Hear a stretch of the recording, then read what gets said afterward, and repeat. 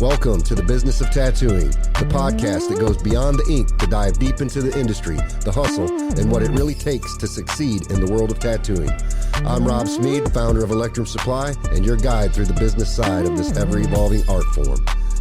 Each week, we'll break down the latest trends, tackle the challenges artists face, and sit down with industry pros to talk shop, unfiltered and straight to the point. Whether you're an artist, a shop owner, or just someone who loves the craft, this is the podcast built for you. So, sharpen your skills, level up your business, and let's get to work. This is the Business of Tattooing. I just want to make sure we got you guys on. Well, hey, man. Look, so we're already recording, so we'll just get right into it, man. I'm first of all really happy to see you guys. And first of all, you guys are in the same room, and that's like a crazy thing to see. Yeah, it didn't happen much before. We've done this in the past. Actually, Jayvo reminded me, dude, we did an interview with you in the past. Not together.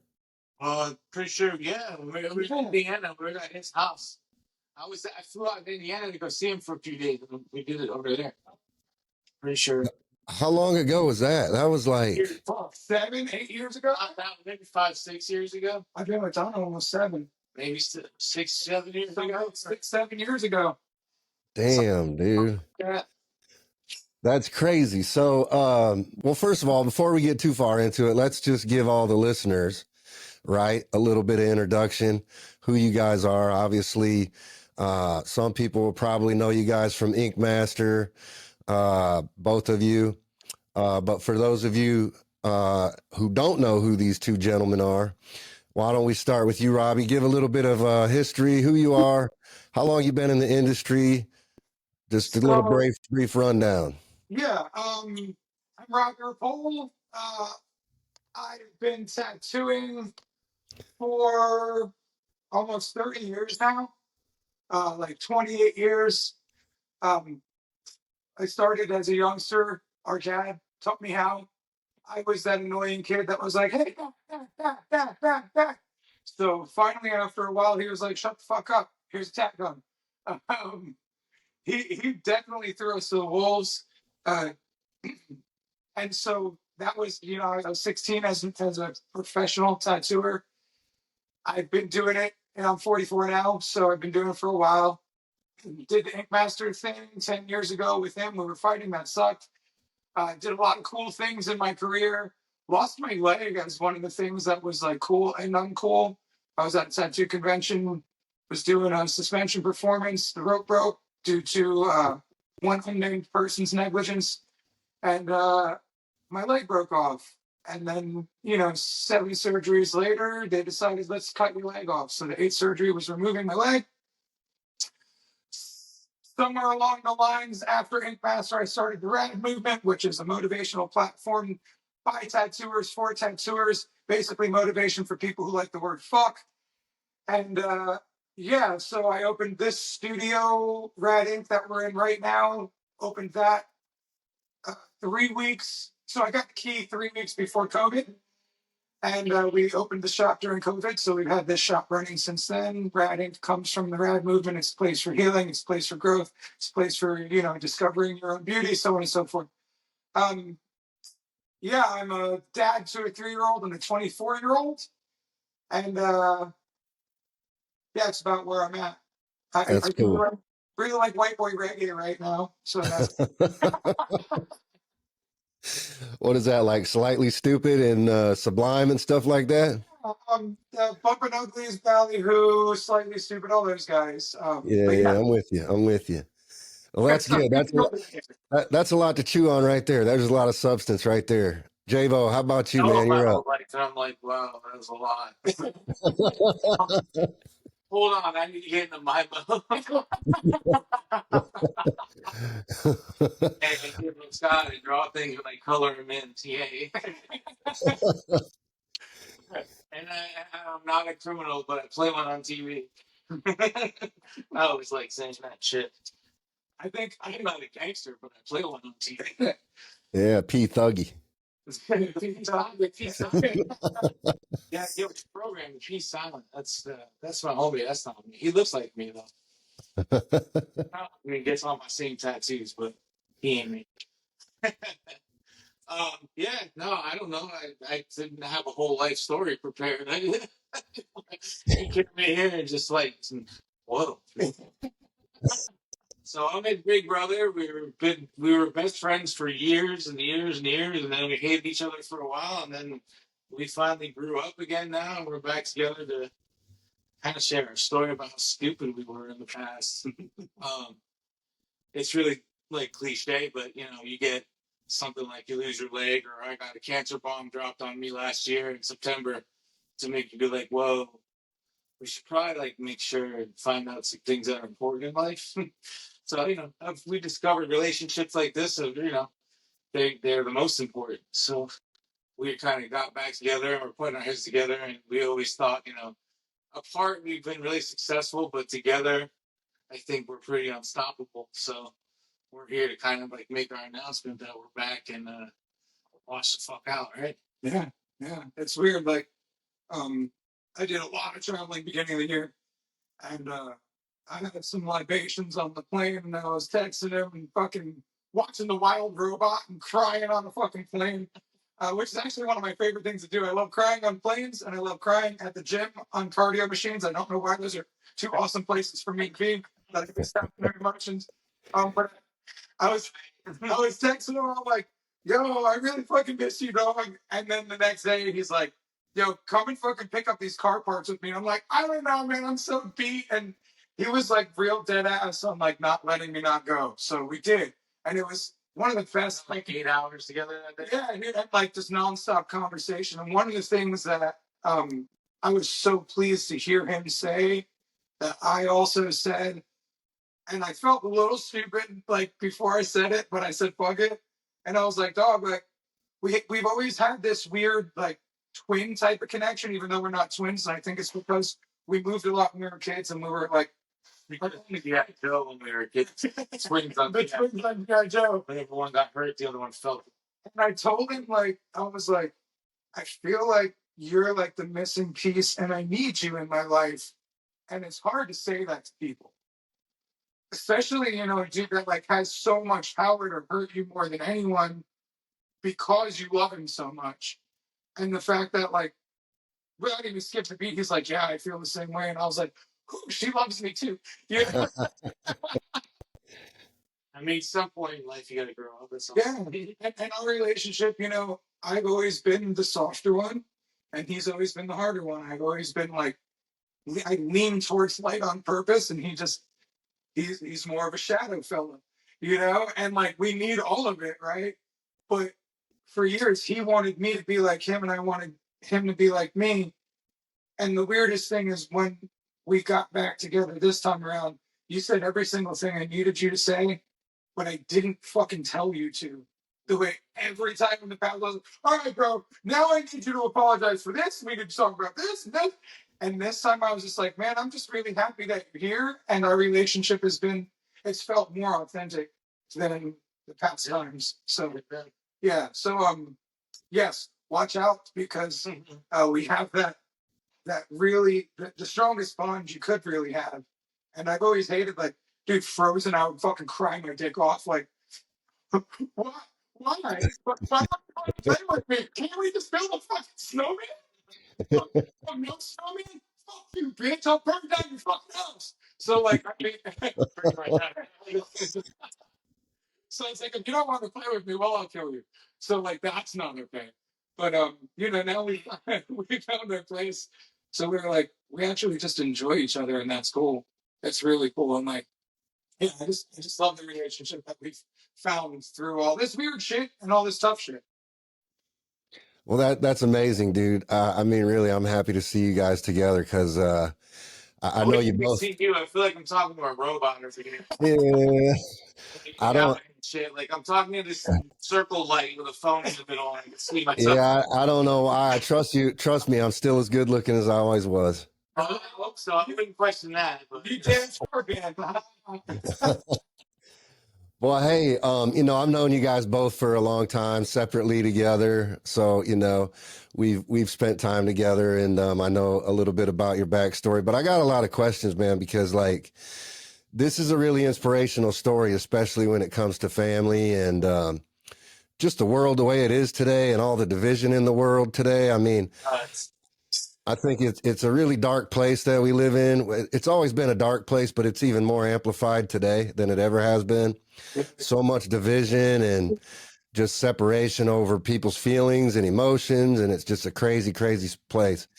And it's really touching to hear the fact that, you know, you guys have put all that bullshit aside and just realize what's really important over everything, which is the fact that, you know, you guys are all you guys got at the end of the day. All this other bullshit doesn't really matter. And you guys have set your differences aside, and you guys are, you know, just deciding to walk through life, you know, in brotherhood like you should be. So I think there's a lot of lessons for a lot of people to learn from you guys. So that's why I've been so excited to get you guys on the podcast, because I saw Robbie's post on Facebook back in March that said you guys were back together. And I was like, what? I was like, what? I was like, because you never thought that was going to happen. I mean, I remember you guys were like bitter towards each other, like for real. And it was like crazy. And like, We'll tell outside that, you know, convention circuit, you know, we both have our days where we're either feeling it or not, or we talk shit one day or not talk shit, but like everyone's like, oh man, should I ask him about his brother? She's gonna bite my head off, you know, or are they cool or whatever? But yeah, I feel I want to apologize to anyone that was ever like, hey, you and your brother. And I'm like, fuck you, he's a pussy. I'll fucking kill you too for breaking up. You know, because like that's one of the balances I have to, you know, keep up with the rad movement. People think I'm supposed to be all love and light because the rad movement. No, man, the rad movement is me living through all the parts of it, and part of that is shadow, and the shadow is hard, man. And I tried to strangle my shadow for a long time, but now I kind of feel like I love that dude. He's scary, but we all need a scary monster to protect us sometimes, you know. but no, it's definitely about, we're definitely in a better place all around with everything, and I think that's just important for everyone to kind of step back and think about what really matters and what doesn't. There's so much dumb shit that people are arguing about or at each other's heads about that they don't even know why it even started. They're like, why you guys even arguing? We're like, you know what? There's not even really a real reason. It's just being stupid. But along with accountability and accepting the fact that we fuck up, and we have to be like, okay, well, you know, I shouldn't have did this, instead of pointing finger all the time. So as long as you can do that and just, you know, figure it out civilly and cordially, it's cool instead of just pointing a finger and blaming each other, which is what we've done for years. So that's where you never learn where we were. But you know, it takes a lot of growing independently, and then you come back together. And it's funny because like when we were on Ink Master, we made the plan to like reenact old fights too. But it turned out to be fucking fucked up and real. Right, like we were like reenacting old fights, and then after a fight happened on camera, I'd go up and be like, "Hey man, remember we were doing this on camera, right?" Like, and then like you'd see him like his brain would be fried, and he'd have to like re-scramble and be like, "Wait, oh yeah, you're right." Because like, dude, we were touching really deep. They are, yeah, but you don't throw chairs, people. Like, I touched the chair over. I didn't throw it at you. All right, let's clear that up. I pushed the chair over. I was very angry, and I didn't know how to regulate my emotions, and I reacted in a way that's negative. So really rad of you, bro. Really rad of you. Hey, it's rad of me that I can say I'm sorry. It's all good. We're past it. The fucking chair throw. I didn't expect a chair, man. I didn't expect to throw a chair, bro. Throw a lot of chairs at you, honestly, in our lives. Usually, like more around you because I'm mad. Oh, you got that aim. Well, no, I don't want to hurt you. I just want to let you know I want to hurt you. It's the human condition sometimes. do you guys have same mom, same dad, different? Yeah. Same mom, same dad, and an older brother. Oh, you have another older brother too. They were still married when our dad passed away. They were together for like 56 years. Wow, that's cool. That is cool. Yeah, so raised in the same house, same everything. Yeah, that's cool. Yeah, so that. So like, I don't know, 30 or something we started a little. We used to not have fight real good as kids. But we always found our way back a lot quicker. Car club days, fucking smacking each other, yelling at each other, this and that, stupid shit like that. But yeah, like when we got to our grown up times, I didn't think there was enough room for both of us in the tattoo world. If I'm being a piece of shit and honest, if I'm being honest about the piece of shit I've been, I was like, "Fuck you! This is my world. I don't want you here." And I took it very personally that he wanted to be in the world that our father brought us into. And I think it was because my dad put me through more of an apprenticeship and kind of said, "Here you go, Jay, tattoo." And I was like, "Fuck you, dog. That's bullshit." And so, and you were always, and it was me, right? You were always free to decide if you wanted to be in the tattoo world or not. I never wanted to not be. And that was my choice, but I held that against you. It was stupid shit. But yeah, but life.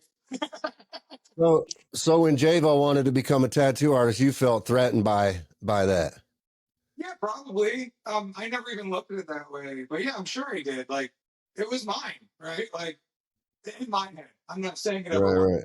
but like in my head, like you're older than me, and I decided to do this like before you did. You just wanted to be a piercer your whole life, so fuck you. Why are you in my tattoo room, bitch? And it was so childish.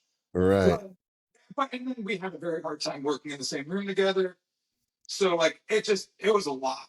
It was a lot. And now I get really sad on the times where I don't get to see him, talk to him. So it's weird how we went from this crazy shit to like, no, that's my homie. That's called growing up. Yeah, like that's my best friend, dog. Yeah, Like, that's all. like don't you fuck with him, Yeah. But I'm sorry for that. So why do you fuck with him now? Yeah, right. Funny. So You said before, Rob, you were like, "Whoa, they're in the same room, they're together, blah blah." And I was just like, "Man, that's cool that you have that reaction because I'm over here thinking like everyone's gonna be like, oh, here we go again. These fucking idiots are doing it again. How long is it gonna last?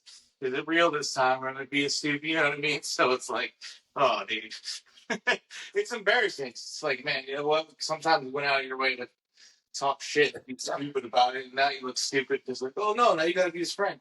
Well, you made me hate him for all these years. Well, fuck you. Yeah. Well, if you don't like my brother now, well then we can't be friends. He's shit. Like what? Like everybody's confused as fuck. But I kind of feel like we've been through some up and down relationships in our lives, and those things kind of taught us how to do this. So here. So you see the questions. Well, no, I mean, it's good. I love the fact that you guys are just being yourselves and just telling the story because it's exactly what I wanted to hear. So it's like, I guess, I do have questions, obviously. Like, I want to know about, specific about Ink Master, like, because it was a rival show. So, like, when you guys applied to be on Ink Master, did you know that's what you guys were going into? Or I'm sure our stories are very different because, I mean, well, let's face it, we know TV, they do what they do to, get what they want to get. But I mean, did you know you were going to be on an episode that was about rivals initially when you guys approached the show? What happened I'll just tell you my side. I want to hear your side because, like, I was probably on my side. I was driving home from a convention and I got an email saying that from someone that passed my name along to somebody that said there's this new show coming out called Tattoo Titans and we want to interview you for it. And I was like, okay. So I went through this whole interview process with Tattoo Titans, Skype, all these things, all this stuff. It was like a 2-week process. And then they came back at me and they're like, yeah, you're not going to work out for this show. I was like, okay, cool. And they're like, we want to put you on Ink Master instead. And I was like, well, that's cool. Sure, Ink Master's a cool show. I want to Tattoo Titans. There's like single episodes. I didn't know what Tattoo Titans was at the time. It just hadn't even come out yet. So I was like, yeah, Ink Master, that sounds cool. Like, I didn't even ever think about being on it. I was like, yeah, sure. So like, all right. So I did the whole interview process and all that stuff over again. And then they're like, okay, well now we need a rival. And I was like, well, that's unfortunate because I don't have any rivals. Because I didn't bring it up. I didn't want to do it. I didn't want to bring the family drama on TV. I didn't want to do any of that. So I did what everyone else did. Called a couple friends, said, hey guys, let's make up a story. So everyone's like, all right, Ink Master's going to call you. Ink Master ended up calling all those people. They didn't use any of them. And they said, hey, guess what? Do you have a brother? And I was like, fuck you. How'd you know I have a brother? And they're like, oh, well, we figured it out. I guess he had applied or his name got in front of somebody. I don't know how they found out, but they found out that he was there and that he was my brother.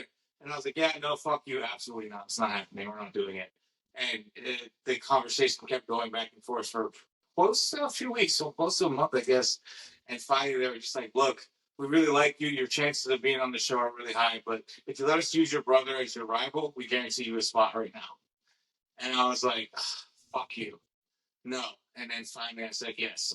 So then what they did, as far as what I heard, was call my brother and say, hey, guess what? Your brother's going to be on Ink Master. And he said, you suck.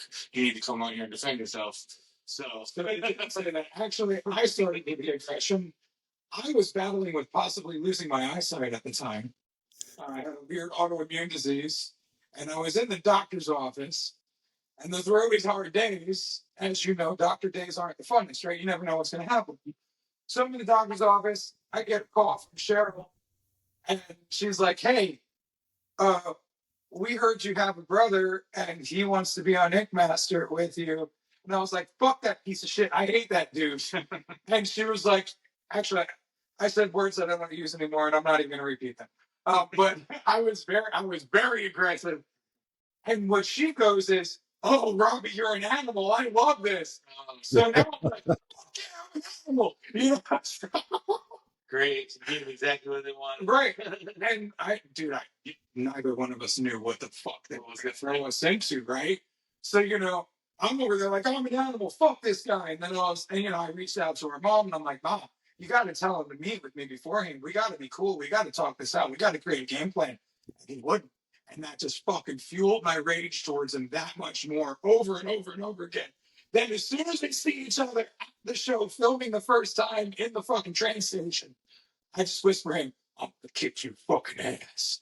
I was like, don't fuck this up for me or something. Yeah, I was so egoic in it. We were both in our egos about it.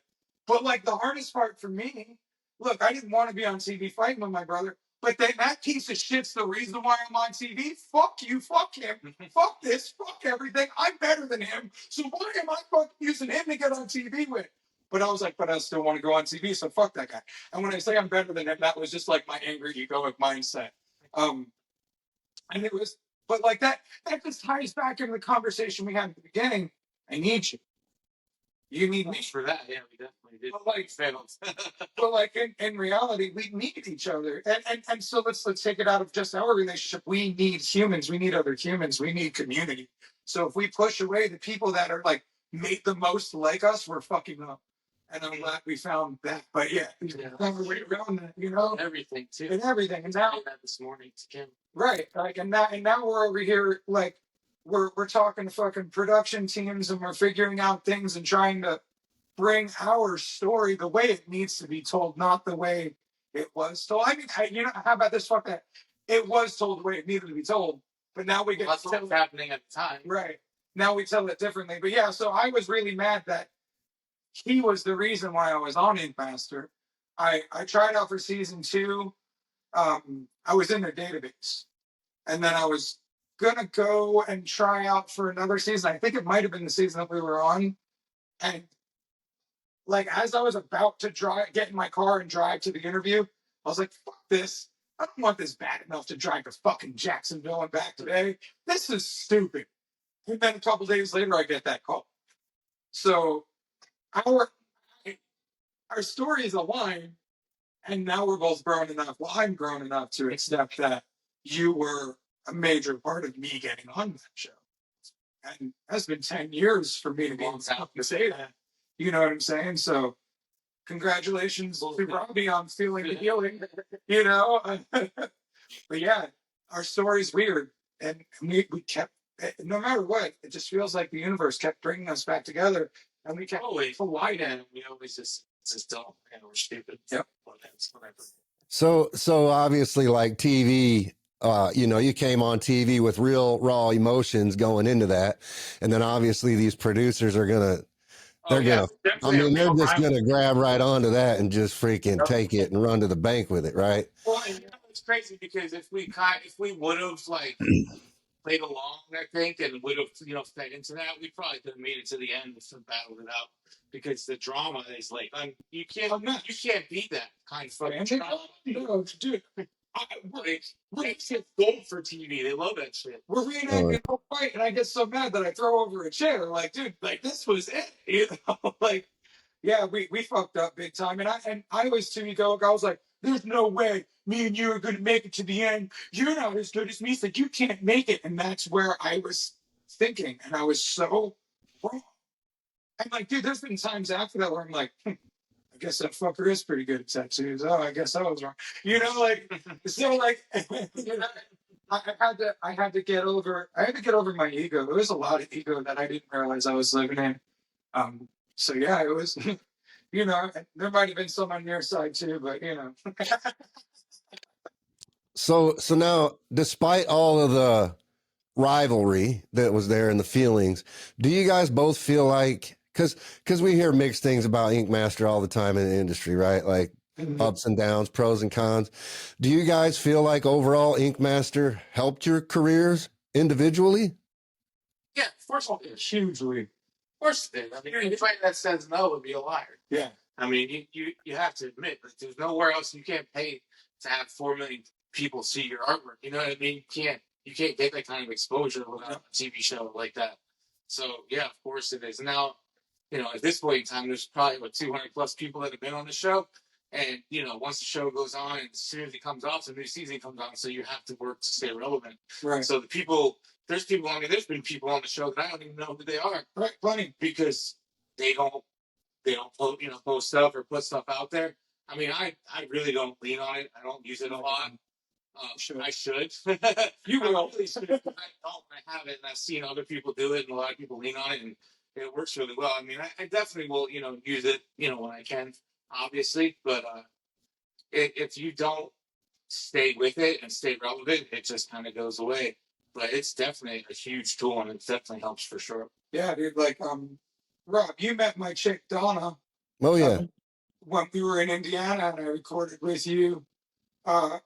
And when we first met, I was a couple months out of divorce, so it was like, this relationship has an expiration date, and she was in the tattoo scene, and she worked at my chamber shop, so she was like anti-Ink Master, super chatty mommy, and I was like, I just kind of let her because she was like, oh, Ink Master's corny, you're a fucking nerd. I was like, you're just some other dumb bitch with big titties, whatever, dog. So like, I just kind of let her say her things about it. And then we did one convention together, and she's like, okay, I see Ink Master. All right, valuable. And like now she has made me so uncomfortable and pushed me so deeply into using Ink Master. But like, dude, I go to fucking Universal. I go to the grocery store. I go to fucking Chili's. I was at Chili's with our brother Michael one time, and he was like, the lady recognized me, and she walks away, and he goes, you don't see the bitch at Chili's knowing who the fuck I am. And like, dude, it was just so funny. Like, I was in Vegas one time, and this woman that was driving me in the Uber was like, you were an Ink Master. So like, it has done a lot of things for my career personally. I've leaned into it intentionally. Well, people in my camp have forced me to lean into it intentionally, but it was worth it. And I just had a guy the other day ask me, how do you stay so relevant? And I feel like I've done really bad at staying relevant lately. So, but I'm always putting out content. I'm always this. I'm always trying to stay relevant. And that's what I told him. Like, I'm just always trying to stay relevant. And Ink Master is that tether to relevancy, because until the internet and TV die, we are fucking a part of tattoo history to that level. Like, we're always going to be tattoo history at this point until TV and the internet die. At which point, who gives a fuck what kind of history you're in? Now you're just surviving because we got to Mad Max this shit. So, I feel like Ink Master was the best decision I ever made. It was one of the hardest decisions I ever made. And it's up there with 2 divorces and losing my leg as far as one of the hardest things I've ever done. But did it pay out? Fuck yeah, and it continues to pay out, like, heavily. Like, dude, we go to a fucking fancy restaurant dressed like this. They start treating us bad. Donna goes, yeah, I've seen the TV show Ink Master. Yeah. She goes, He was on it. Now I fucking turn red. I get small. I hide. I'm like, and the actually opposite happens. They're like, oh, really? Okay, sir. Let me put the towel over my arm. So, so it goes from riffraff sitting by the fucking trash can to, oh, let me invite you to sit in the chef's table in the kitchen. You know what I'm saying? So, like, we literally, it changed my life to so many degrees. And when we were at, oh, you weren't there.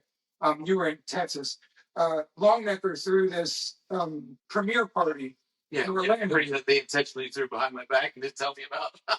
I didn't know that. Oh yeah, then they all talk shit on me. That was great. I was sad you weren't there. But I was the only one that wasn't there. No one told me about Texas. Yeah, no one told me that there was a thing in Orlando. So I had me, Clint, Oliver was there. Like it's Tattoo Nightmares Miami. Okay. Oh yeah, because they had a premiere that same night. Yeah. I mean, was there. Fucking everybody was there. It was a double release for Inkmaster, and it was Tattoo Nightmares Miami. So I feel like you were at and Tattoo Nightmares Miami was there, and some of us I was the only one from season 5 there because everyone else was in Orlando. They didn't tell me. I mean, granted, we hated each other. And we did. So but ES came up to me when we were on stage. This is a funny thing. Full circle moment. I just tattooed this band Escape the Fate.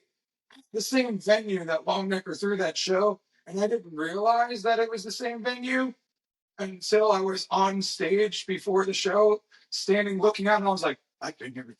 Holy shit, I've been here before. And ES came over my shoulder and he's like, be prepared for your life to change forever. It was such like a dark, ominous thing. But he wasn't fucking lying, dude.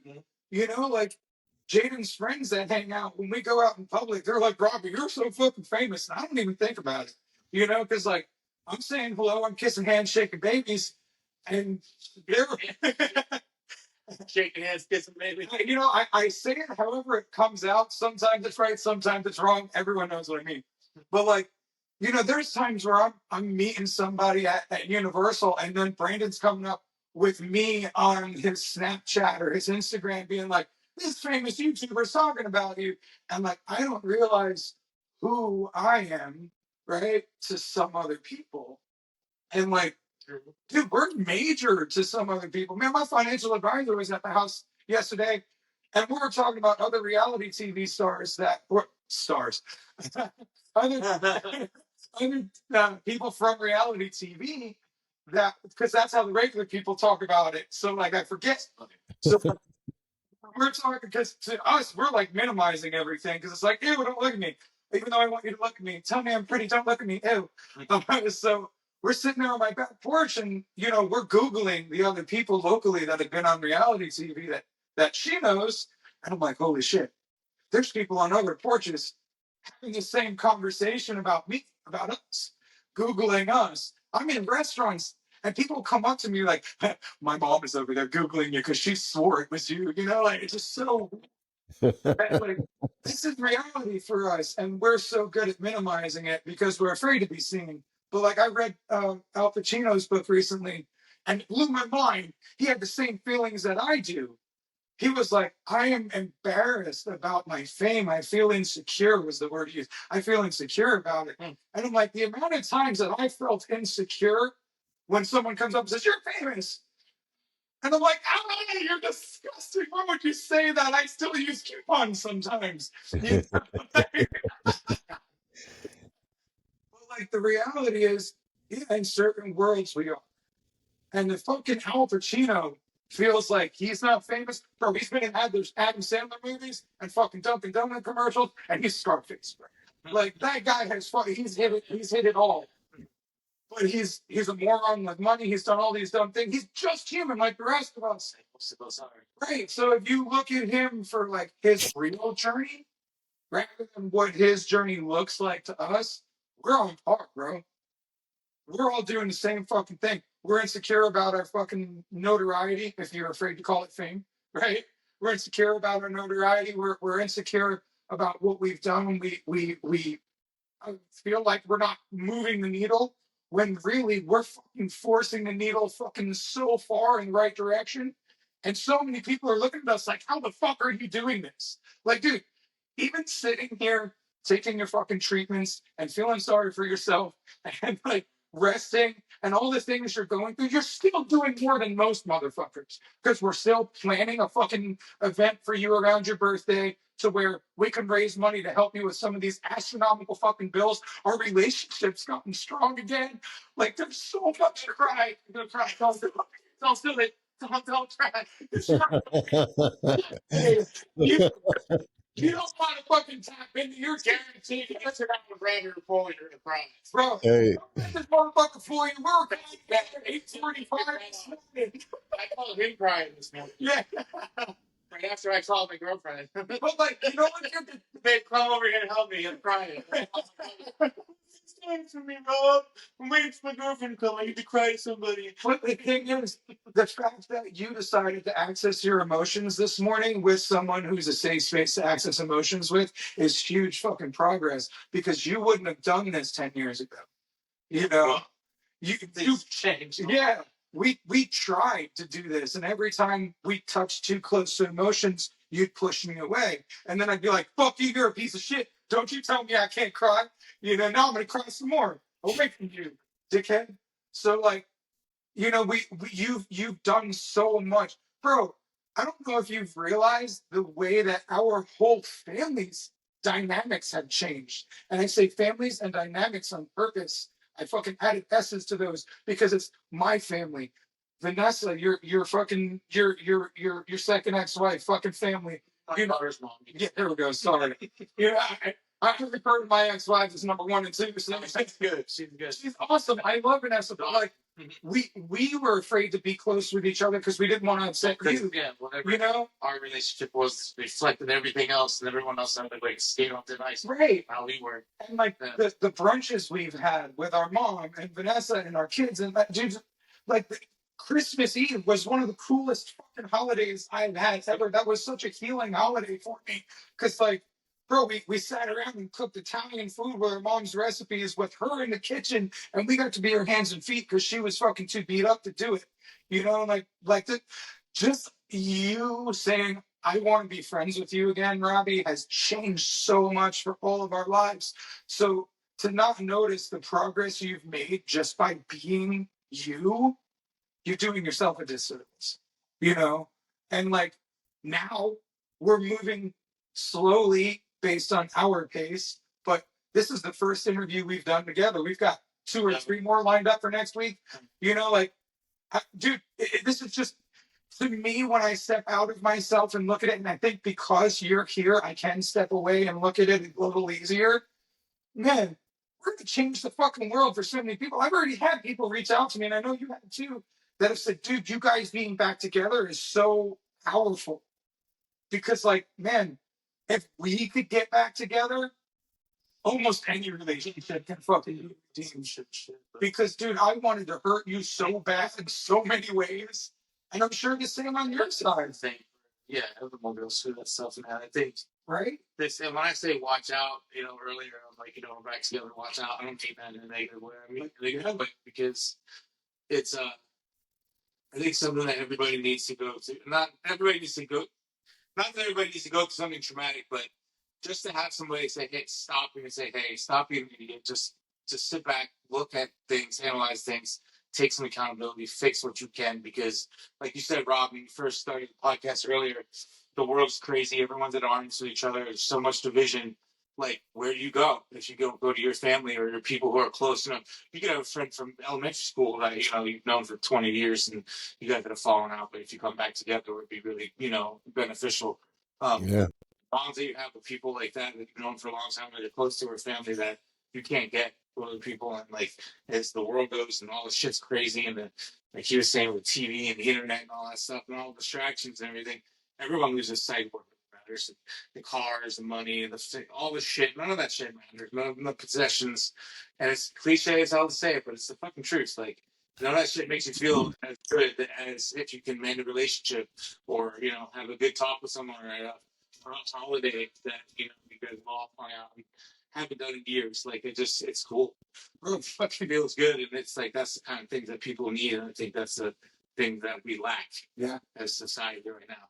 Everybody needs to hop in their brother's Corvette and drive to the weed store together on Christmas Eve. All right, like that's Dude, just for coolest thing real. ever.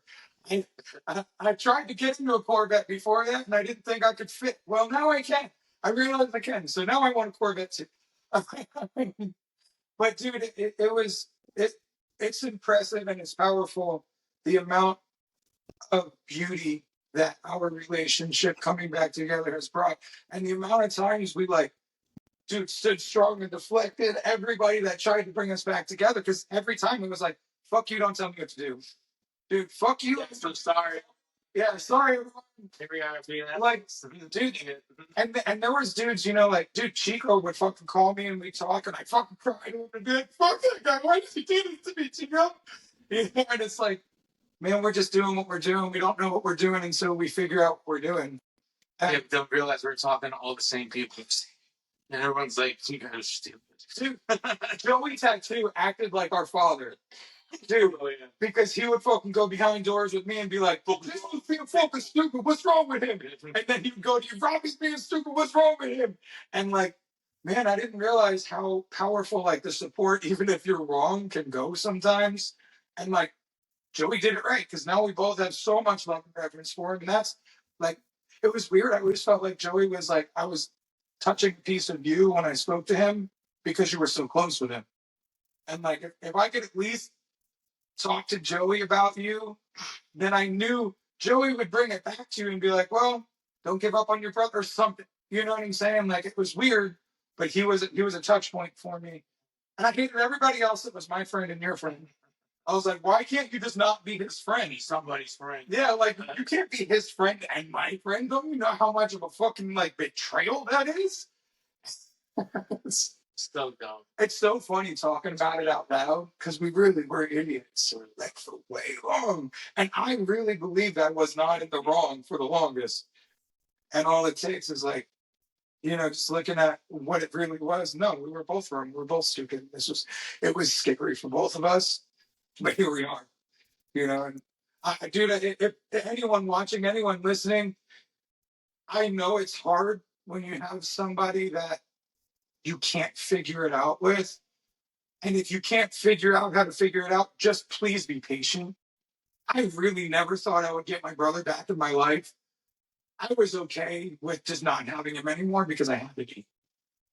And then our oldest brother called and texted and shit. He is the he is everything that we are as far as aggressive goes and assertive. He has a very strong personality. Very. And he's built just like us, but he's our big brother, so he scares me. So, like, dude, we had that conversation the other day, and he's like, "Why would I scare you?" And I started crying. I'm like, "Because you're my big brother." And like, he was like, "Oh," and you could see like he finally understood rather than just being the big brother. But when he came to me, I feel like he put his relationship with me on the chopping block to help me and Jayvo repair. Because I was mad as fuck at my brother for coming to me and being like, you know, "I don't care what you believe in, but reach out to him or like put some good thoughts in." I'm like, "Don't you fucking tell me he's a piece of shit. Fuck him. If he wants to come talk to me, he's gonna come talk to me." And so like I went to like two of my 20-plus-year-old friends, and like one of them with a bottle of vodka. And I was like, "I need to talk to you about this, and I need to drink about it."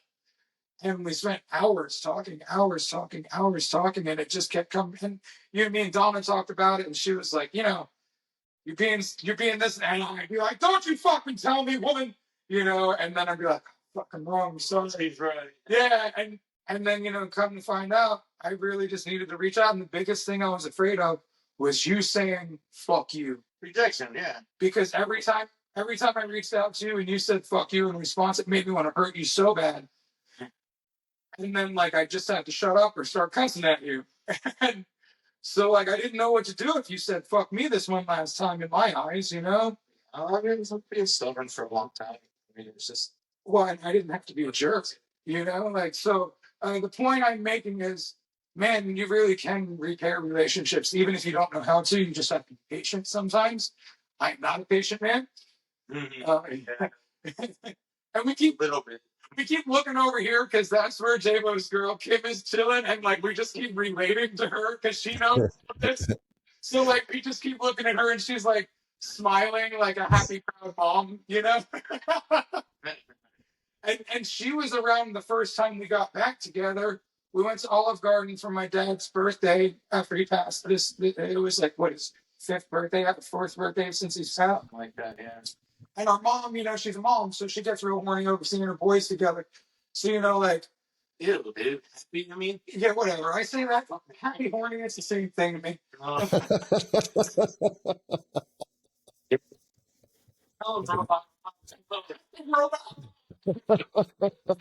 Say something, no. To interrupt. Never those words. Yeah.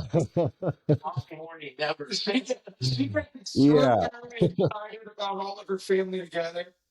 And like this one moment where I felt us all catch it, the fucking Alfredo moment. And like we both like the waitress was about to walk away and in the same tone, in the same like everything, we were like, hey, can you bring us some Alfredo sauce for dipping? And like it was really weird, and everybody at the table just acted like they seen a ghost. And like Donna had said it, my mom had said it, and like Kim had said it, and like everybody just kind of died at the same time. Like, oh wow! And that was anything out of the ordinary. I wanted to dip my bread. So like that was when I realized, oh fuck, man, you really are too much alike. Oh yeah, sure.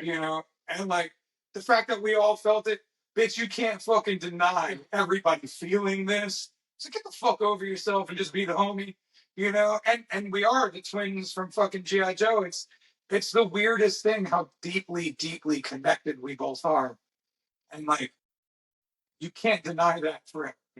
So if you've got that relationship out there, just have faith, be okay with it, and it was funny. Beats to me in the long run. Dude, it really is. And like me and my oldest son, we had weird disconnect.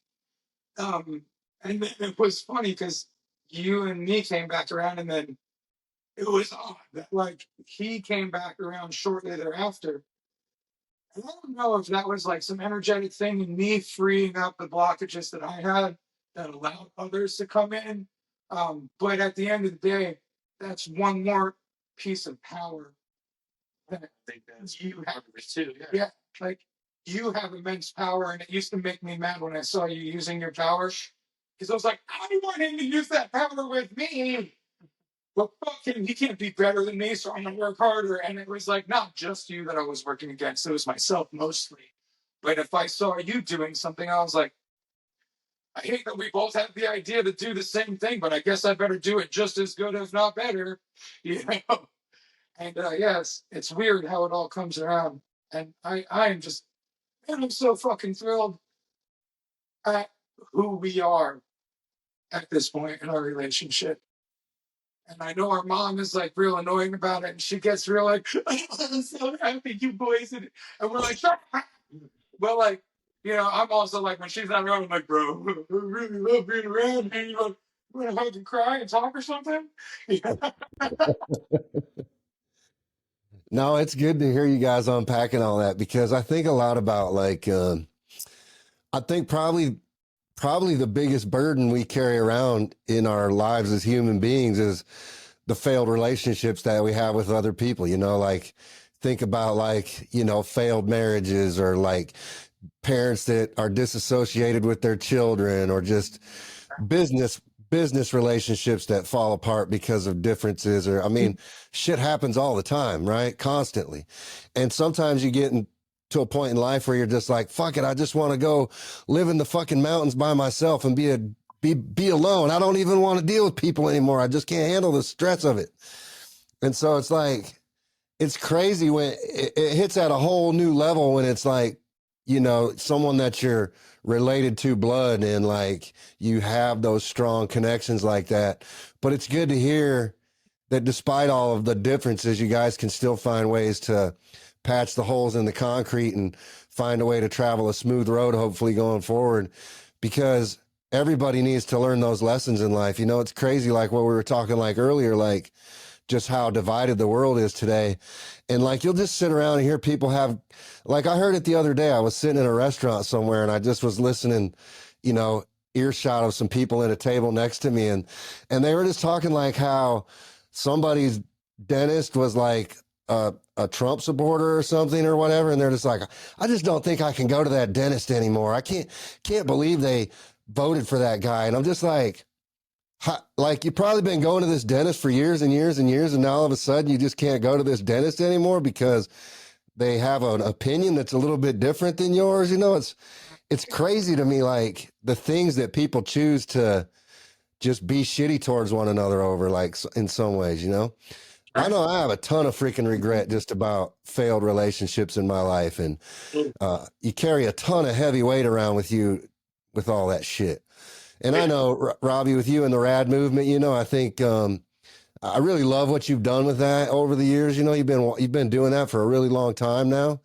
You've really stuck with it, and it's really, you know, kind of just developed into more of like who you are as an individual instead of a movement, you know, and it's just, it's resonated with other people. And I think that's the reason why, because it's real and it's raw and it's emotional. Right.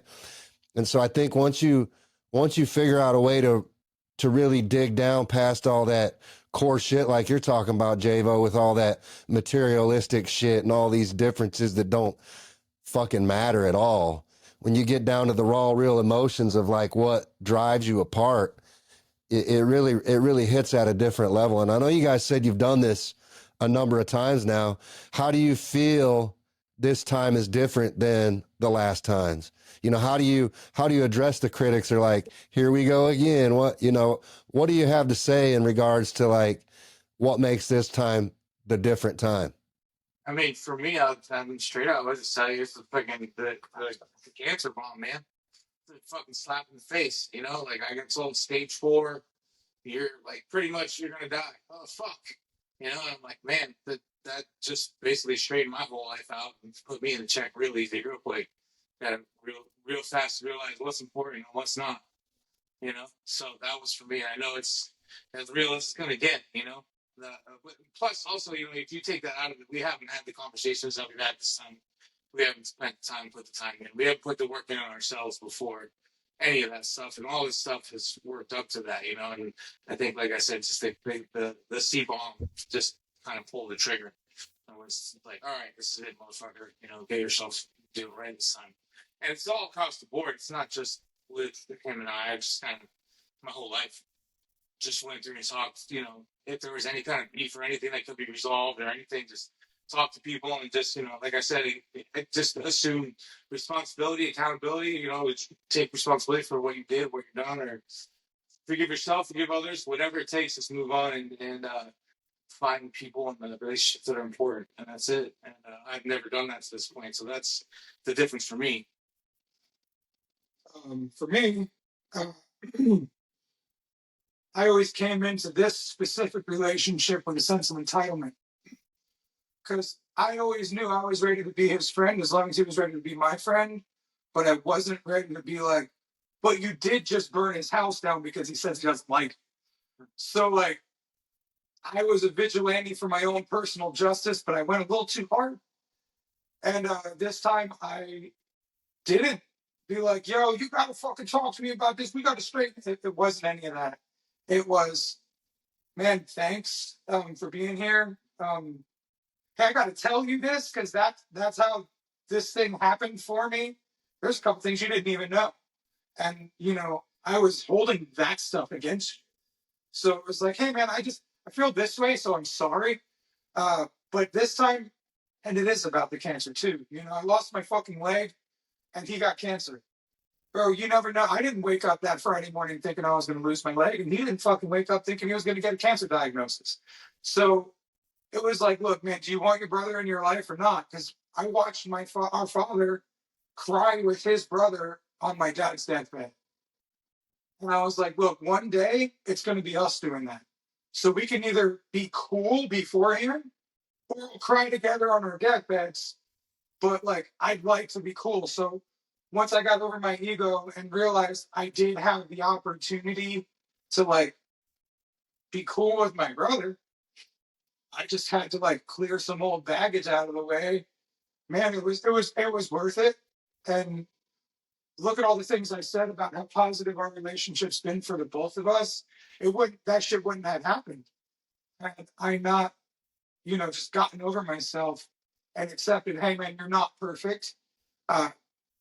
He was wrong in a different way than you were wrong, but you were still wrong.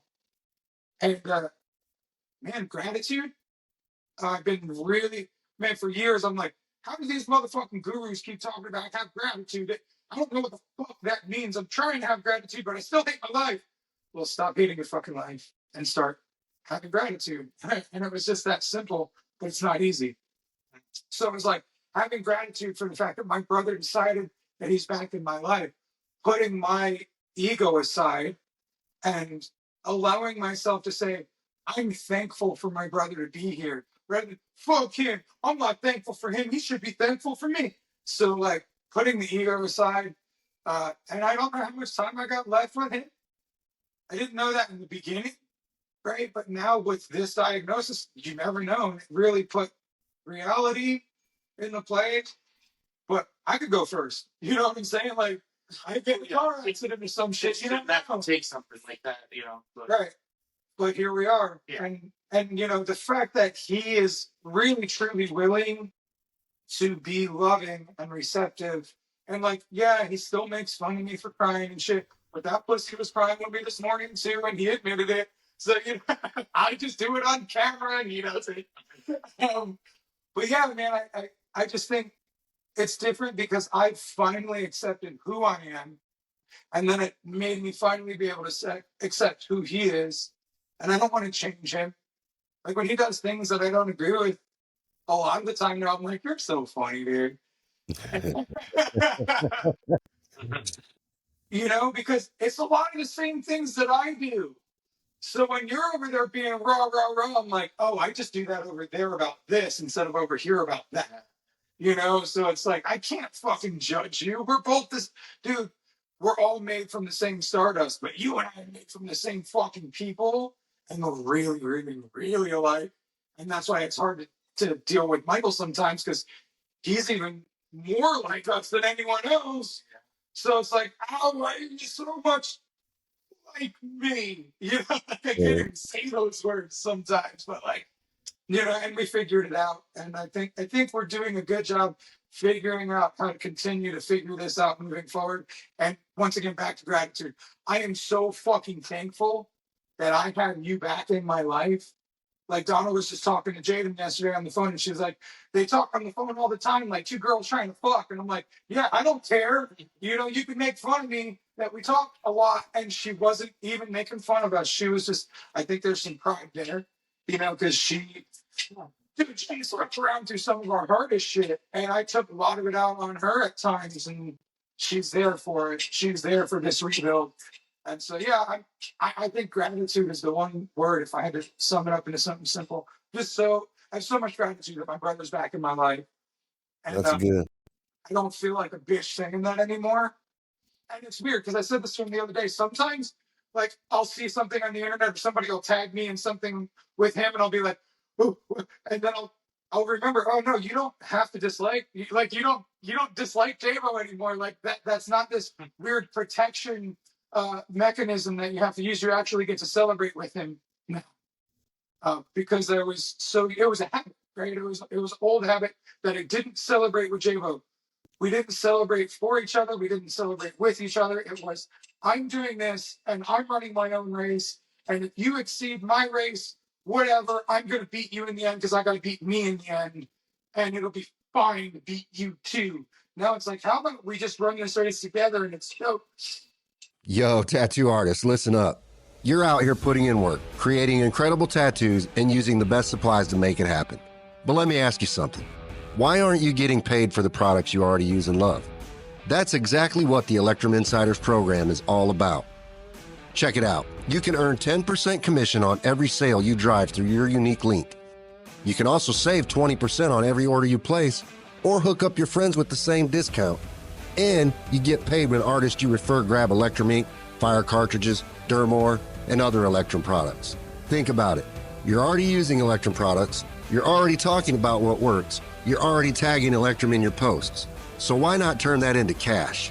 No sign-up fees, No hoops to jump through, just an easy way to make extra money while saving on the supplies you already buy. And if you've got clients, followers, or artist friends who trust your recommendations, this is a no-brainer. You could be stacking passive income just by sharing what you'd be talking about anyway.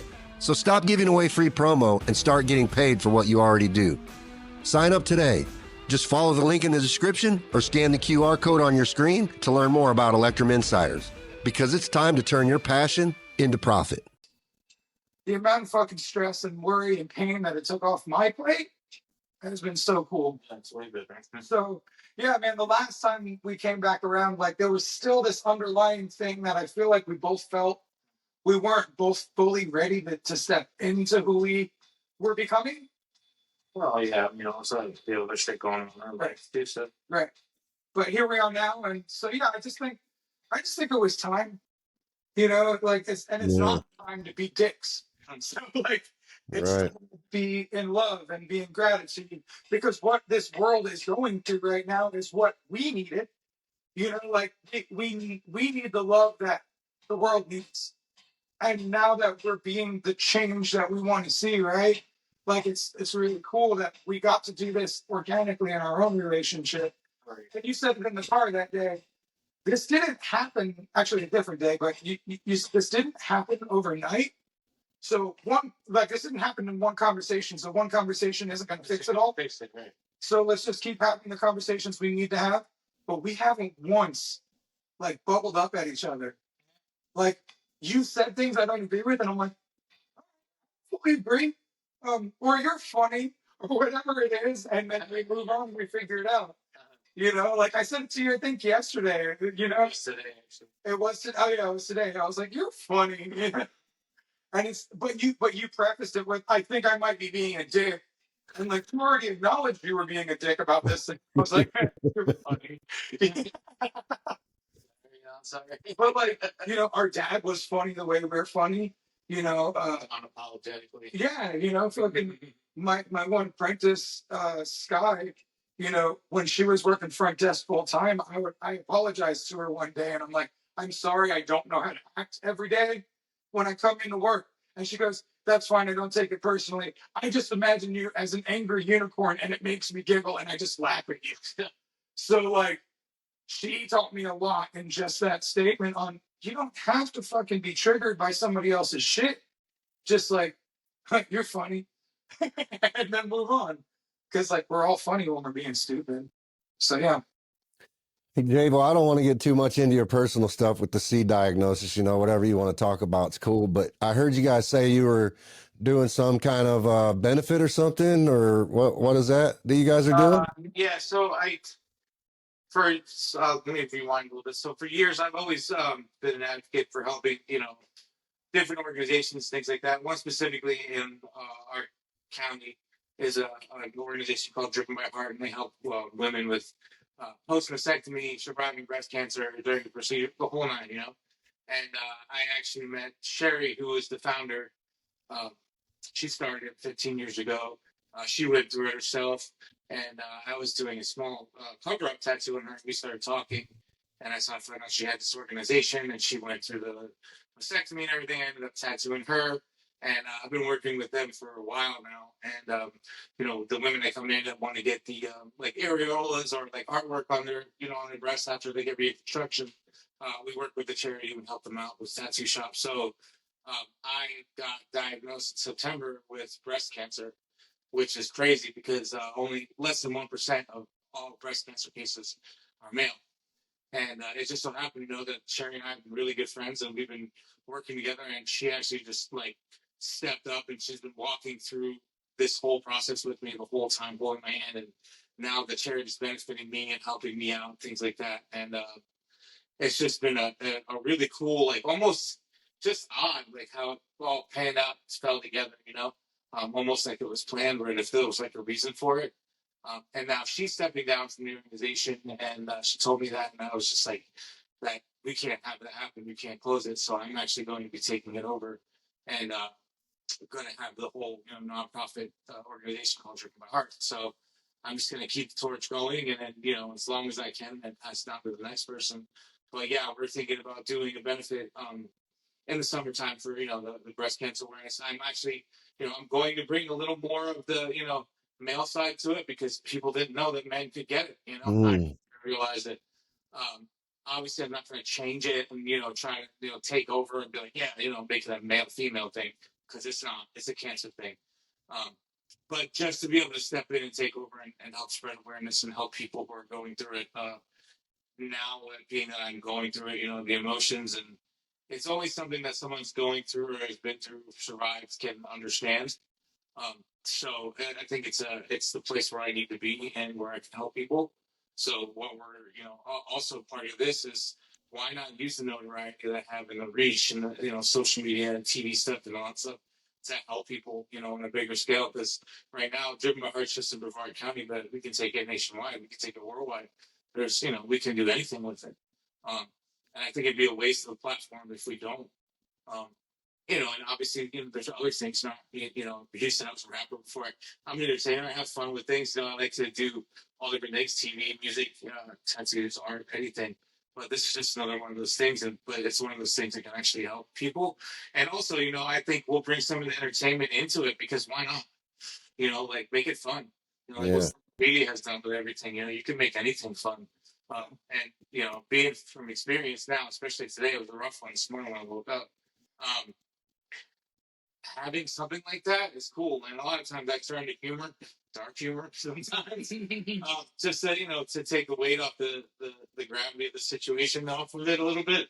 It helps me, but I feel like anything that we can do and use our reach for to help others is going to be awesome, and everyone is on board, man. It's like just the response we got from the particular couple little things that we've talked about. That was just insane. So I know once we can get out there and hit the ground running, man, it's just going to be really, really awesome. And I know there's so many people who are out there to help, even, tattoo wise. Just, you can have different, you can set it up to where you can help people all over everywhere, get other tattoo artists on board. I mean, I know they do it with the veteran thing, the tattoo therapy guys that are vets, tattoo other vets, and they have therapy sessions. And I know Robbie even does like therapy stuff with tattoo. Like this. There's so much you can do with all of it. So, yeah, I think it's going to be really cool, man. We're going to put all our heads together and use a bunch of our, network and resources to put on a really cool event in our hometown here. Well, that's. So I got to take a moment and express something I didn't realize. Like, you just helped me like heal an element of our father. Because you guys always picked on me for being the softie that like trying to help people heal. Oh, and you just like gave me my flowers for being a guy that does that stuff. It's good. So that was big. So thank you. That means a lot to me, dude. Thanks for telling me that. I had to fight back some tears.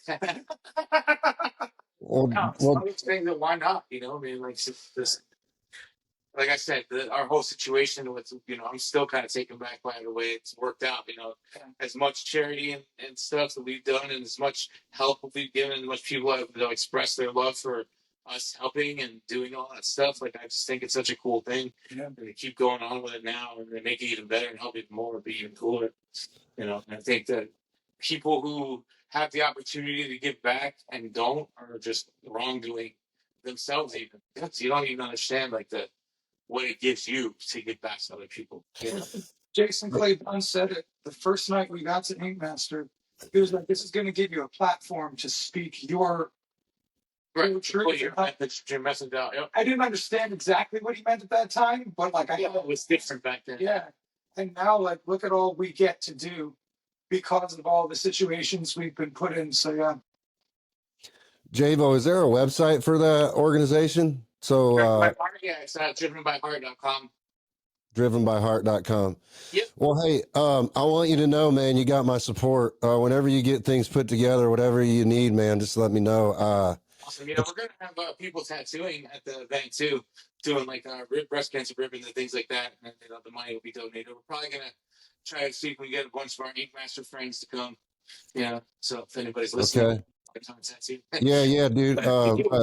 Those kind of events are neat. We're going to do like a big festival thing, like maybe a weekend or a Saturday or something, and just have everything from like music all day long. We got friends that own gyms, so we're gonna do like some cage fights, tattoos. I want to do an art, like a curated art show, just all kinds of stuff. It's a big, cool, crazy day. car show out in the parking lot, food trucks, the whole nine. My plan is to have a lowrider by then. Sitting 3. It'll be a fun, man. It'll be something for everyone. And the Yeah, kids. dude, I want to be a part of that, dude. My mom died of breast cancer. My sister's dealing with it right now as well. You know, it's a very heavy hit home kind of a subject for me. So I'm Yeah, totally there with you, bro. set up, maybe you're having come down for that. That'd be amazing. Yeah, dude. I mean, anything that I can do to help, man. And my sister's doing, you know, she's done the same thing. You know, she's gotten into tattooing. You know, she's 5 years younger than me. She got into tattooing about maybe 3 years ago. But she's actually gotten an opportunity with a reconstructive surgeon that does reconstructive surgery on breast cancer patients, and now she's doing, you know, areola tattoos on breast cancer survivors, and so she's kind of giving back to the community that way. So I know she'd be probably pretty interested in hearing more about this too. There's a lot of sympathizers out there for breast cancer for sure, you know, and so you know, anything that I can do to help you out, man, dude. I'm sorry to hear about your diagnosis. That's a wild one, man. I'm sure that really caught you off guard for sure. Oh yeah, Caught us all off guard, man. Like completely restructured all of our family's dynamics. Mm-hmm. Like it's Yeah, but I'm sure you're like, breast cancer? What? I'm a dude. Yeah, wait, hold on, read that again. we giggled together when he told me about it. He's like, "Can you fucking believe this?" I'm like, "Bro, what the fuck?" Like, whoa. Even a doctor was like, "What the fuck?" How did you even make that discovery? Because it's not like dudes stand in the mirror doing like the feeling for lumps kind of exercise, you know? Yeah, so I hurt my back in the beginning of the year last year pretty badly, and I was going through like this process where I forget the machine, they put you on like a traction machine, they stretch you and all this crap, and like doing this whole regimen that I was supposed to be on for like 6 months. And like I started having like this pains, like this nerve pains and stuff like down my legs and my arms. And I asked the chiropractor, I'm like, you know, hey, is this normal? He's like, yeah, you know, you got these discs in your back that are pressing against your nerves, so it's kind of normal for you to feel that. So I just kind of dismissed it, and I went on for a few months, and then I started getting real short of breath, and I couldn't breathe, and I was getting exhausted real fast.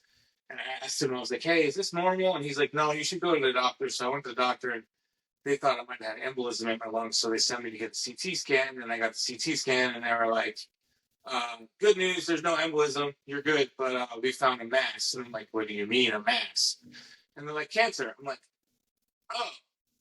oh, okay, well, what should I do? They're like, go to the ER, and they'll, you know, help you start the process and start walking through everything. And I was like, okay, so like, what are we talking here? The guy was like, I wouldn't wait till tomorrow. And I was like, oh, so pretty serious. Great. So I just drove over to my mom's and I told her about it. We cried and she brought me to the hospital, and that was that. And they told me there was a stage 4 metastatic, and they didn't know exactly what it was at first, where it came from. And they did a bunch of tests. The results came back, and it was male breast cancer. So crazy. And it was what they're thinking is like the initial tumor kind of like broke up and spread, because when they told me, they're like, yeah, it's 75% of your bone marrow now. So it's like, it's a serious thing, but there's no like original mass or big tumor. So everyone's confused. And, you know, men can get mastectomies, but I didn't have to because there was nothing there. But it's just been a weird, crazy, fucked up diagnosis and journey. And there's a lot of people that don't still understand it. And even all the doctors and even the medical professionals that I come across, they're always like, wow, this is very different and odd. So it's not something that they've ever seen. It's weird. But my case is just like stupid, confusing, and complicated, apparently. So I was kind of taking it day by day and just, you know, winging it, going on. I mean, I've been on chemo for a while. I just took a break, and now I'm getting ready to go back on it again for who knows how long. So we'll see. And I was told it was treatable, not curable. So, you know, but I feel like mindset has a lot to do with it. I've been a little weak in that lately. So, just piece that up, and, you know, it's hard to hold strong and stay, you know, positive all the time. But, you know, I think that's a key thing. Yeah. Once the morale goes down, so the mindset's not there. It's just you go down that deep, dark black hole and you can't come back out. Yeah, it's heavy, man. That's heavy. But you're right. Mindset, I feel like, is the word that really should dominate most people's lives on a daily basis if you For can. any situation, anything. If you can let it. You're right though. It's a hard one. It's a hard. It's simple. It sounds simple, not easy. It's not easy to do. Yeah. But I've had 2 clients back to back last week, both like one of them is a doctor, but also a shaman, right? So I got the dude before her, like reminding me we're the creator of our own universe. It starts in our mind. My house painter, who's a very good friend of mine, sent me this Earl Nightingale video that I've been listening to daily about like whatever you plant in your mind will grow. So you have to plant the good things, not the poison, right? And then that doctor woman, she's fucking amazing, super awesome human. She was really like beating it into me about like being the creator of your own shit and like catching me every time my verbiage was like not serving. And like throughout the whole session, like and then out of nowhere, I'm like, my neck hurts. So she did this whole fucking wild ass healing fucking ceremony with me right after we was done. And it was interesting how I keep getting beat to death with, you're the creator of your own reality. Don't will in things that you don't fucking want. And, you know, those people were a reminder for me. I get to be a reminder for you as you get to be a reminder for me when I'm losing it. But really, like, selfishly, watching you go through this and, like, being there for you in your moments of weakness make me realize, holy shit, man, the fuck do I have to feel weak about? You know, like, there's so much worse in this world that can happen. These first world problems that I stress about those things don't deserve my energy. And furthermore, I'm the creator.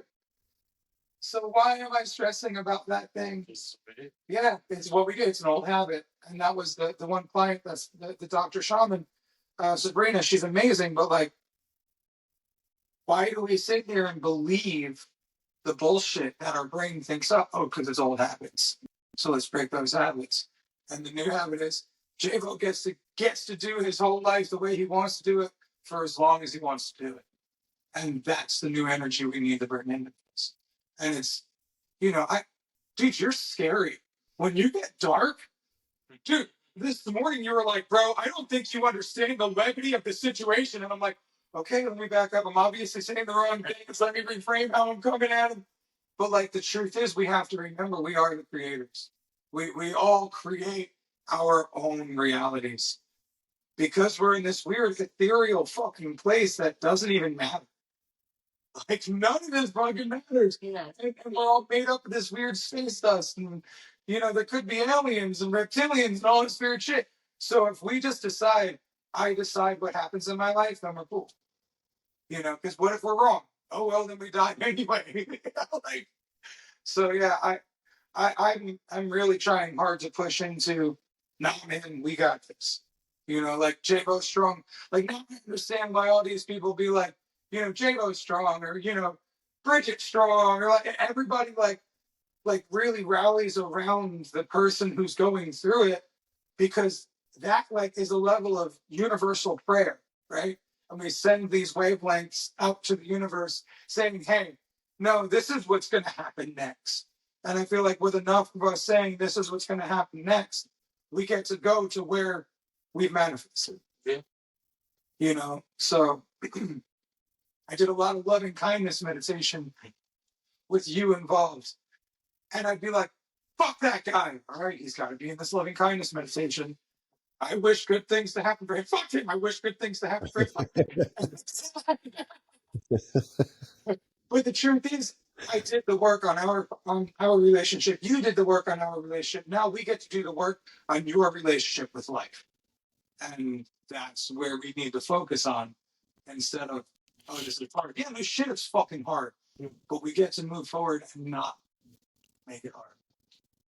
So, yeah. So completely going to switch gears on you, Robbie. I know you said we're going to get a lowrider, and I know Jayvo's in the whole lowrider scene. What's going on with all that? You guys got like a big lowrider scene down there, or is that just a you thing? It's a me and Jayvo thing. I love cars because of my brother, and I wish I had. So he got into a car that he kind of got took for him, and like he's got a lot more money in it than he should. And Is he that just the pink Cadillac? Yeah, the pink Cadillac. He knows that if we were talking at the time, it probably wouldn't have happened. So like, Right. but I have a car right now that I'm working on, and he's like, I don't want to do another lowrider. I'm like, well, go ahead, let's go. Like, I've been building since I was like 16. I never did more than just hand him the tools begrudgingly. I wish I would have like gotten in there with him and learned more about the building process. Now I'm more excited to learn about the building process, and I have a 3-year-old, so that's hard to just be like, hey, watch the crazy man while I go play with cars with my brother. But like, I also bought the Cadillac thinking I'm a grown up now. Actually, it was a Jay-Z line that like I relate to. No chrome on the wheels. I'm a grown up for real. And I'm like, no, actually, I want hopping cars, and I'm not a grown up. If my car doesn't hop in 3-wheel, then why did I put that money in the car? People always honk at me and they're like, oh, beautiful car. I'm like, yeah, whatever. Like, that pretty girl hasn't sucked my dick in years. Like, so I'm like, I hate this car. I want a car that I can hop in 3-wheel. And so, I've had troubles with it. And so now I'm trying to sell it to somebody who's going to look at it as, I really want this car. I think it's great.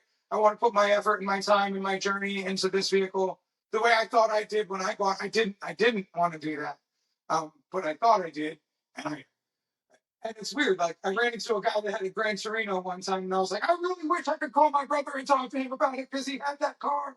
And so like it was kind of a connection point with him, even though I didn't have him. Kind of like how I got into boxing to get healthy and to connect with my dead dad, and it's done both of those things. But I really want to build this car because it's fun, and it'll be cool to like, man, we had so much fun like riding out, hitting switch, bro. We could just drive around hitting switches, and like that's so much fun. We don't even have to do anything, like go to the Publix and fucking hit 3 and drop fucking top the car on motherfuckers. I remember we was at Disney one time, and this little lady on vacation freaked the fuck out because your Lincoln went 3, and she was like, oh my God. And it's like, fun. Just to like play with it, dude. It's like inner child work for me. It's a very healing thing to like. Yeah, it's a giant toy, and Donna doesn't get it, but she's never ridden in a car with hydraulics. When she does, I'm sure she's going to understand. If you've never ridden in a car with hydraulics, it's a different feeling. But once we got the Cadillac wrap, oh boy, does she love driving that hoe. She thought she was the man because everybody, they looking up. Oh, dude, and it's funny. The car guys all tell me I should paint it a different color. The bike guys never imagined that would even be my car. They look at her and they're like, nice car. And she's like, yeah.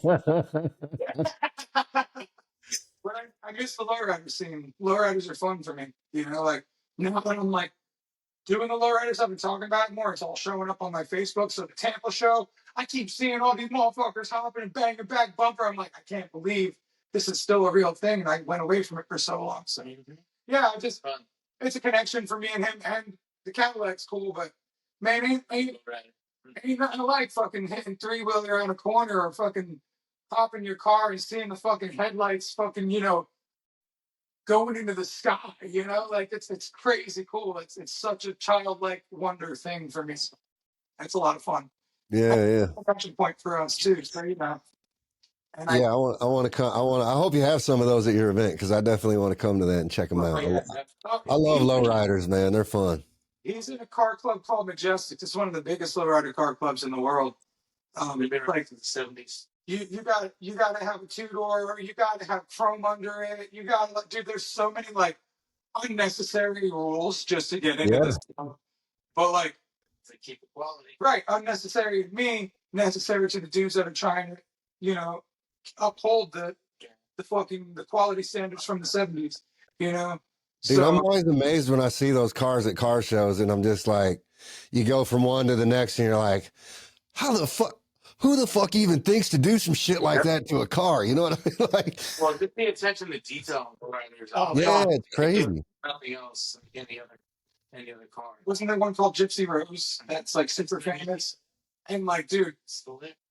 Deep, like engraved everywhere, chrome and gold everywhere, just ridiculously overdone. These guys like They bring fucking mirror pallets to put under their car to show you all the work they've done under their car. I'm like, dog, I just want to drive this thing, hop it in three-wheeler and hope it don't break a wheel off. Yeah. And these dudes are like, nope, I want to fucking clean this thing with a toothbrush.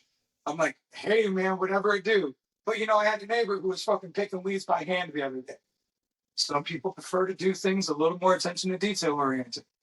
And, It's crazy, you know. It's just like a big canvas, like a big metal canvas. Yeah. It's a work of art, you know. It really is, dude. The guy that you bought the A-arms from, like following him on Facebook, just watching his journey and watching the things he's building. Like, I never realized how much of an art it truly is. Oh, yeah, for sure. Dude, and he's always been an artist in it. The one regret I have for his life is he never went into creating high-end fucking custom lowriders. Because, like, I mean, he always did. But like, I've won trophies. I love it. My job. So, and dude, he would drop all this money, all this time, all this effort, and then when he was done with that car, it would turn into like a desperation sale. He'd be like, "I need to get the fuck rid of this car, and I'll take $15,000 less than I put into it." And so he would, and some dude would come over with a fucking sack full of cash just because he didn't want to put that extra 15 grand into it. And he's like, "Fuck yeah, this car is dope." So like, I've watched him just be this wild artist. Like in his car, see the Monte Carlo, dog. This fucking thing, he painted $100 bill into the fucking clear coat. But then this motherfucker put hydraulics on his hydraulics. I've never seen anyone do it before or after. He had 4 pumps, but only 3 went to the car because the 4th pump went to having the hydraulic rack coming out of the fucking trunk. He fucking hit a switch in the rack. The fucking trunk. And it's like, why the fuck did you do that? I mean, like, holy shit, that's cool. Like, and it's such, like, honestly, I feel like we should start doing inner child work for lowriders. Because I feel like every lowrider guy is just doing inner child work and they don't even realize it. Yeah, they do crazy shit, bro. Crazy stuff. Dude. Well, you know, part of the next version of my life is getting a house with property and doing healing retreats, starting with people from television, mainly reality, but like, man, just taking the healing that is needing to be done and bringing it to fringe societies, you know, the adult world, the lowrider world, the tattoo world, and like helping all of us figure out what the fuck it is that makes us tick, doing some shadow work, and then fucking just loving ourselves and laughing about life again. So I love that. I love that. And I get to do it with him now, which, like, man, I just wanted to team up with my brother so bad, you know. And I love that. The wrong partnership. Wasted a lot of time. Yeah, we did, and now, you know, we're ready to hit the ground running. We both acknowledge we're very bad at moving forward once we make decisions. So I've been taking the reins and like making sure we keep up on it. Dude, dead ass. With the way he was feeling this morning, I didn't want to do this fucking interview today because I was afraid it was going to push him too far. And I'm packing and moving my fucking whole house. So, like, I'm sure Donna could use my fucking help. And I didn't have this on the calendar, so she didn't know about it. And I get home from boxing, I go straight into a call with another dude. And I'm like, oh, yeah, by the way, babe, when I get off this call, I got to go to the fucking shop and do something with Rob Smead and Jayvo. Sorry, see you later. And so, like, it's very hard to do the things we want to do, but like we're looking for a fucking publicist. We're looking for a manager. I don't know if it's the same person, but we need somebody to manage the efforts of Robbie and Jayvo moving forward. Because look, there's a fucking whole world full of people that need to hear our story. And we started a fucking story 10 years ago, and people are like, did they kill each other? Are they friends? What the fuck happened? You know, inquiring minds want to know. So now we get to bring the Cinderella part of our story, man. You know, the riches part from our rags part. You know, like the cool part, the fun part. I wanted nothing more than to share about love and togetherness and joy and all this stuff on Ink Master. But I was still so beaten to death, and I was still so deep in my own shit that I didn't know how to be who I am now. So I had to continue to go through all that bullshit and all that fuck shit to come and be the man that I am now. All the fucking shit that I hated that I didn't want to go through. All the, the fucking growth that happens in the pain. Fuck you. I want the growth, not the pain. So like now we're at this point where we've gone through so much pain that I feel like the growth is there for us. Now we just get to actually live authentically us and help others do this. So like also, if there's something you don't want to do, come do it, because today is dope. Like the way your spirits I can feel have lifted since this morning. You know, Donna's the best partner because she's like, oh, I had plans for the day. All right, amazing. You know, whereas I'd be like, bitch, why you fucking ruining my life? I had these strict plans and now you're just fucking derailed everything, and I'd fucking sulk about it. But like, she's better at that than I am sometimes. So, you know, but this is so important because the world needs to hear what we have to say. And our platform just ended at fuck you. You know, the judge is saying, you know, well, you lost Ink Master, but you gained the brother. Yeah. You know, such a good one-liner for TV. For them, yeah. And we get to lean into that now because it's true now. Because we did find each other. Yeah, but then they call us both back for redemption, and then it goes to put us at each other's throats again. Like, I was so not. They stayed alive, so they wouldn't be there. They didn't lie to me. They just kept saying, well, you never know. It's Ink Master. When I got there, they were like, they sat me down. They're like, well, first of all, they called me in for redemption, and I was like, yeah, I'll do it as long as I don't have to go back on there with my brother. I don't want to do that shit again. Oh yeah, no worries. We'll just, we'll pair you up with someone else. I'm like, cool. Well, they just kind of, whatever. Okay, fine, sure. And I said, I'll do it. I should have gotten it right. I said, I don't want to do it. It's him. And they're like, okay. So I get there. I get to the Lost. And Bruce comes in and is like, there's something I have to tell you. And I was like, fuck you. Wait, I already know. Tell you. I already know what you're going to tell me. Fuck. Put me back on the bus and send me home. I'm not doing this shit. They're like, well, you're already here.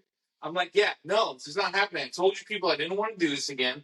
I told you I wouldn't do it with him again. And then you fly me here, you lie to me, and you drop the bomb on me while I'm here, figuring, oh, he's already here, so you might as well stay. They're like, well, yeah, that was the plan. And I was like, fuck you guys. And then I was like, fine, I'll do it. They're like, well, if you don't do it, you're going to owe us for the plane ticket and for everything because you're here and you didn't follow through with your part of the contract. Well, okay, fine. I'll do it. So I did it, and then apparently I didn't know if they had told him or not, but the way it happened, it just didn't go down very well. So the way it happened to me, I'm talking to Emily from my season, or I mean an undisclosed person from my season, because we're not supposed to share information together. And I'm in the fucking airport, like about to board the plane. And I'm like, she's telling me, like, oh, I went up against Angel, blah, blah, blah.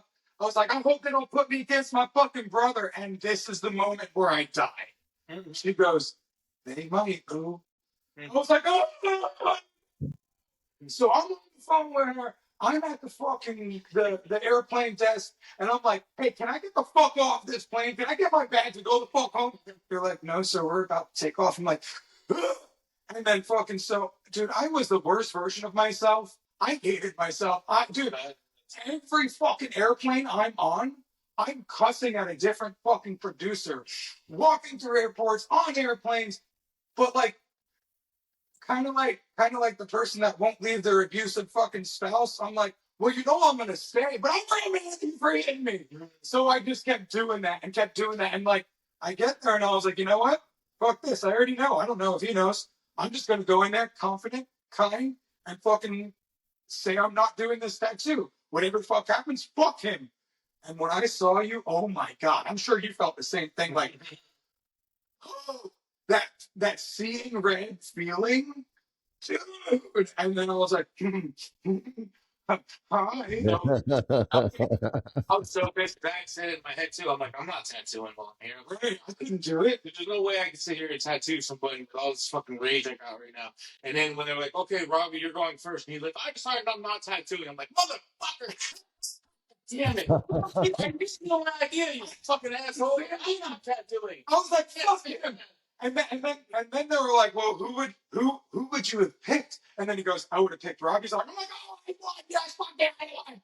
They didn't really right up Google, you fucking idiot. I did what everybody's doing nowadays. I took images from the internet, put them together, made a cool thing. Dude, there was no way I would have fucking been able to complete that tattoo in 6 hours. I fucking made way too much. But like, dude, wow. Like, Yeah, and you like a dumbass fucking sat there and drew your whole design. I'm like, why the fuck did this idiot do that? You could have just put things together like that. See how much better it is when you get along, see?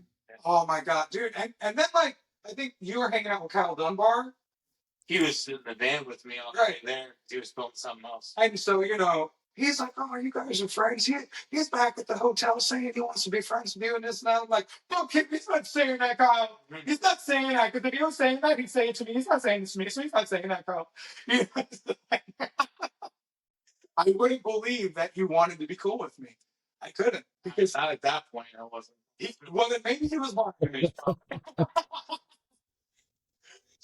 Oh man, it was so rough. And then like after that, the dude that came back, he messaged me on Facebook. He's like, hey man, I want to thank you so much. I'm like, thank me? You brought me back from redemption and said I fucked up your tattoo. I didn't understand production. Now I understand production. Well, I understand pieces. I still don't understand the whole Wizard of Oz behind the scenes of production. But I'll tell you this much. When I realized I didn't know what production was the day we did the match tape challenge. I had stage fright because we were learning how to use the match tape, and I looked up and there was like 100 people on production, and it freaked me out. There was too many people around us, and I was like, "Oh, this is fucking weird." That was when I started to realize the levity of what was really happening, and that was 10 years ago, 10 plus years ago. Oh shit! So to anyone that's watching, life changes in 10 plus years. Yeah. Well, I've been secretly hoping behind the scenes that you guys would patch it up, man. Because like I said, I've been friends with both of you guys individually for a long, long time, and I haven't seen you guys together a whole lot in all those years. And I know from my experience with both of you guys that I know you guys love each other. And even when you're at odds, I know you guys love each other. I can just tell when I talk to you guys about one another. So it's really good to. Fun too, man. Like we're gonna go back to conventions again, and hang out and do tattoos together, and like it'll be cool. I think it'll be way different, way better than anything that we've done singularly. So, and we're talking about some like really crazy fucking like luxury tattoo experience concepts that we want to do with people, and like having the collaborative nature of us too. The amount of people that have said, "Oh, I'd love to get tattooed by you guys both," and it's like, wow, that's so cool that we can do that now, because we did it on the show, yeah, we did, and you put your ego down way more than I did, and allowed my ego to try.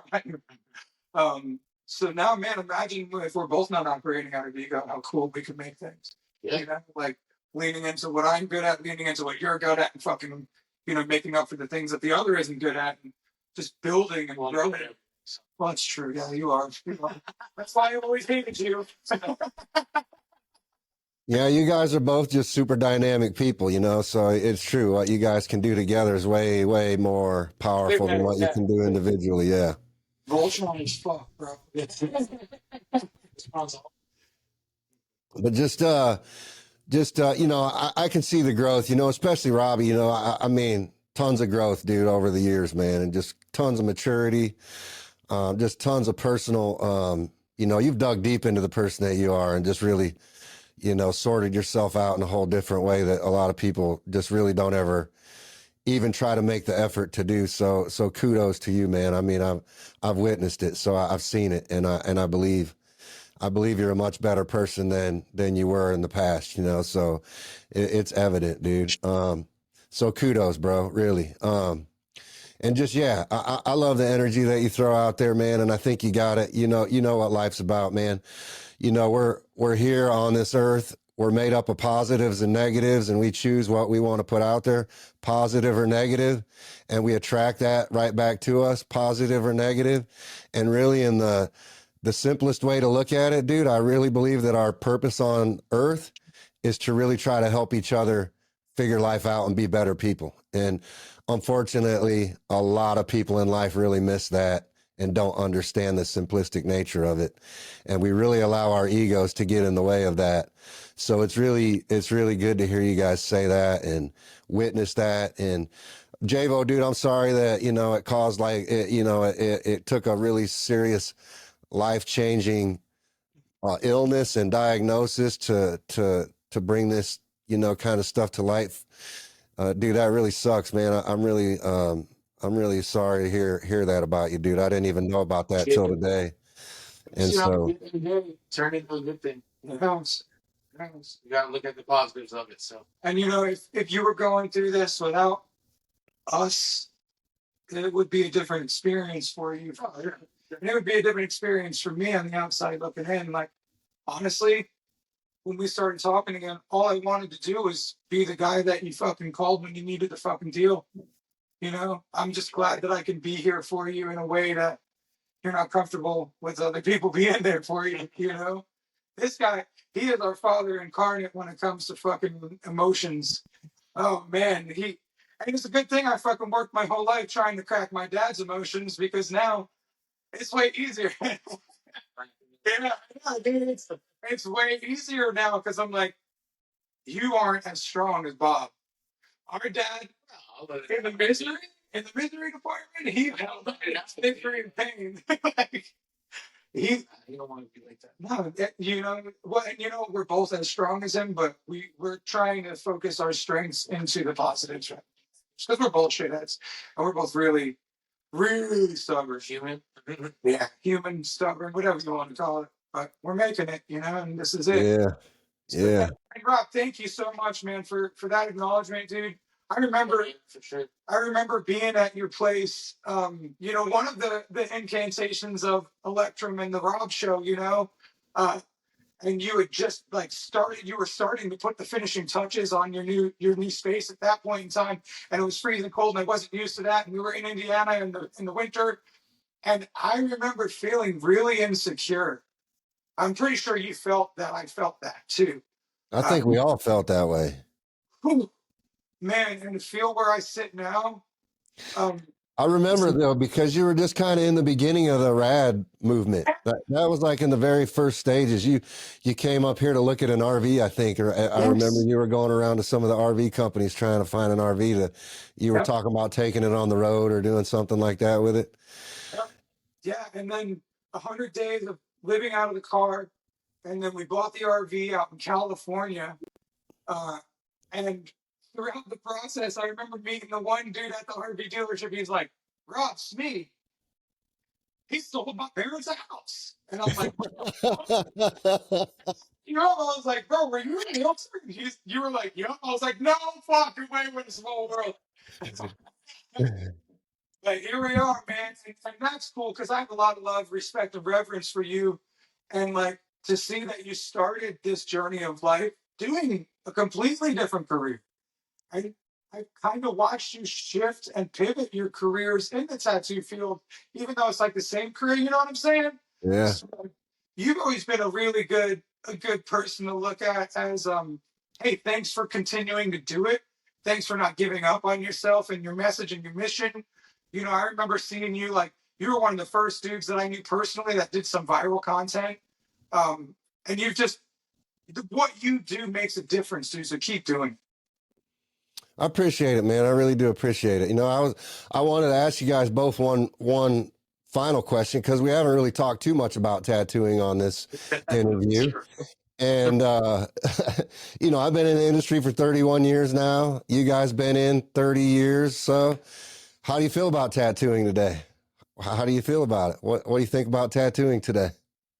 So it's a lot different. It's weird. It's weird for me. So I'm kind of curious to know how you guys feel about tattooing. I honestly, and as weird as it sounds, I just keep my head down and worry about myself. My dad always said that. I don't pay attention to anyone else. And I feel that it's the best thing for me because it just helps me focus on what I've done. And over the past, I don't know, I'd say probably the last 5 years, especially, I've been focused more on me and doing better than just paying more attention and giving a shit more. And I think that's where everyone needs to be, and they need to stop worrying about what everyone else is doing. That's pretty much my take on it. I know there's a lot of things happening that are shit. There's a lot of good things that are happening. Obviously the technology's evolved and everything. There's way better artists now. There's a lot more people that are really fucking good. But there's a lot of shit that goes along with it. So, like I said, I just kind of keep my head down and do my thing, focus on my tattoo family, my shop, our our survival, and that's kind of it. It works well. At least we, we're successful with it. So that's my take on it. So for me, we are very much polarity and motion a lot of the time. So part of growing up a fat kid and always wanting to please people, I always wanted to be friends with everyone. I always wanted people to love me and like me, and I always wanted to light up a room when I walked in, and I've accomplished that. And that's cool. I wanted to be fucking famous. I got that. Cool. But at this point, I love tattooing, man. I've always loved tattooing. I've always been obsessed with it. It's always been something I needed. It's like lifeblood for me. Uh, so now I've really focused on, all right, well, I got to fucking do some social media content. Cool. Let me learn how to do that in a way that works for me. So I did some stuff with John Nelson, and one of the things he said was like, make it fun. I always tell stupid jokes before we start filming so my guys can have fun. When I filmed content with him, we were laughing. My son was a year old at the time, and they put him in a costume and had him dancing on the table in one of the skits. So I realized, oh shit, you don't have to hate social media. You don't have to hate the things. If you want to be a grumpy old tat god like our dad was, you can sit in the shop and say, fuck you, I take walk-ins. That sucks. I hate sitting around wasting time. So I've learned how to navigate social media. I like money. I like working, and I like optimizing my time. Social media has helped me do that. My notoriety has helped me do that. And look, man, we lived through the 2009 fucking decline. What is that called? The fucking Recession? The recession, yeah. We made it through that. We were hustling our dicks off. We were sitting there in the shop working our dicks off. We made money. We made money. We made money. I know that you aren't going to die in a recession if you just want to work. So look, I've lost Ink Master. I lost 2 marriages. I lost my leg. I've lost a relationship with my brother time and time again. I know how to lose. So at this point, I just want to focus on winning, because losing is going to happen. And when you win, you're going to lose along the ride too. So for me, yeah, tattooing's changed a fucking lot. And it's really fucking cool, because when I started, you couldn't fucking make a video to the song of Pink Pony Club and hold dudes' hands and dance around in a circle and laugh and have people fucking praise you for it. I'd have people want to beat me up and tell me I was fucking trying to suck their dick or whatever weird shit fucking tattoo dudes used to think. So for me, I feel like what I've been waiting for to happen finally fucking happened. There's togetherness, there's people enjoying themselves, there's collaboration, there's less fucking hate.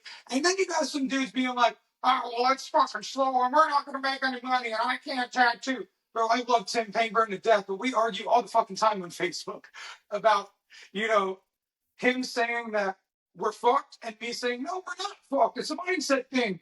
So to me, you got to keep in mind, I've put over $100,000 in fucking personal development and coaches and fucking programs and workshops and things that I've done.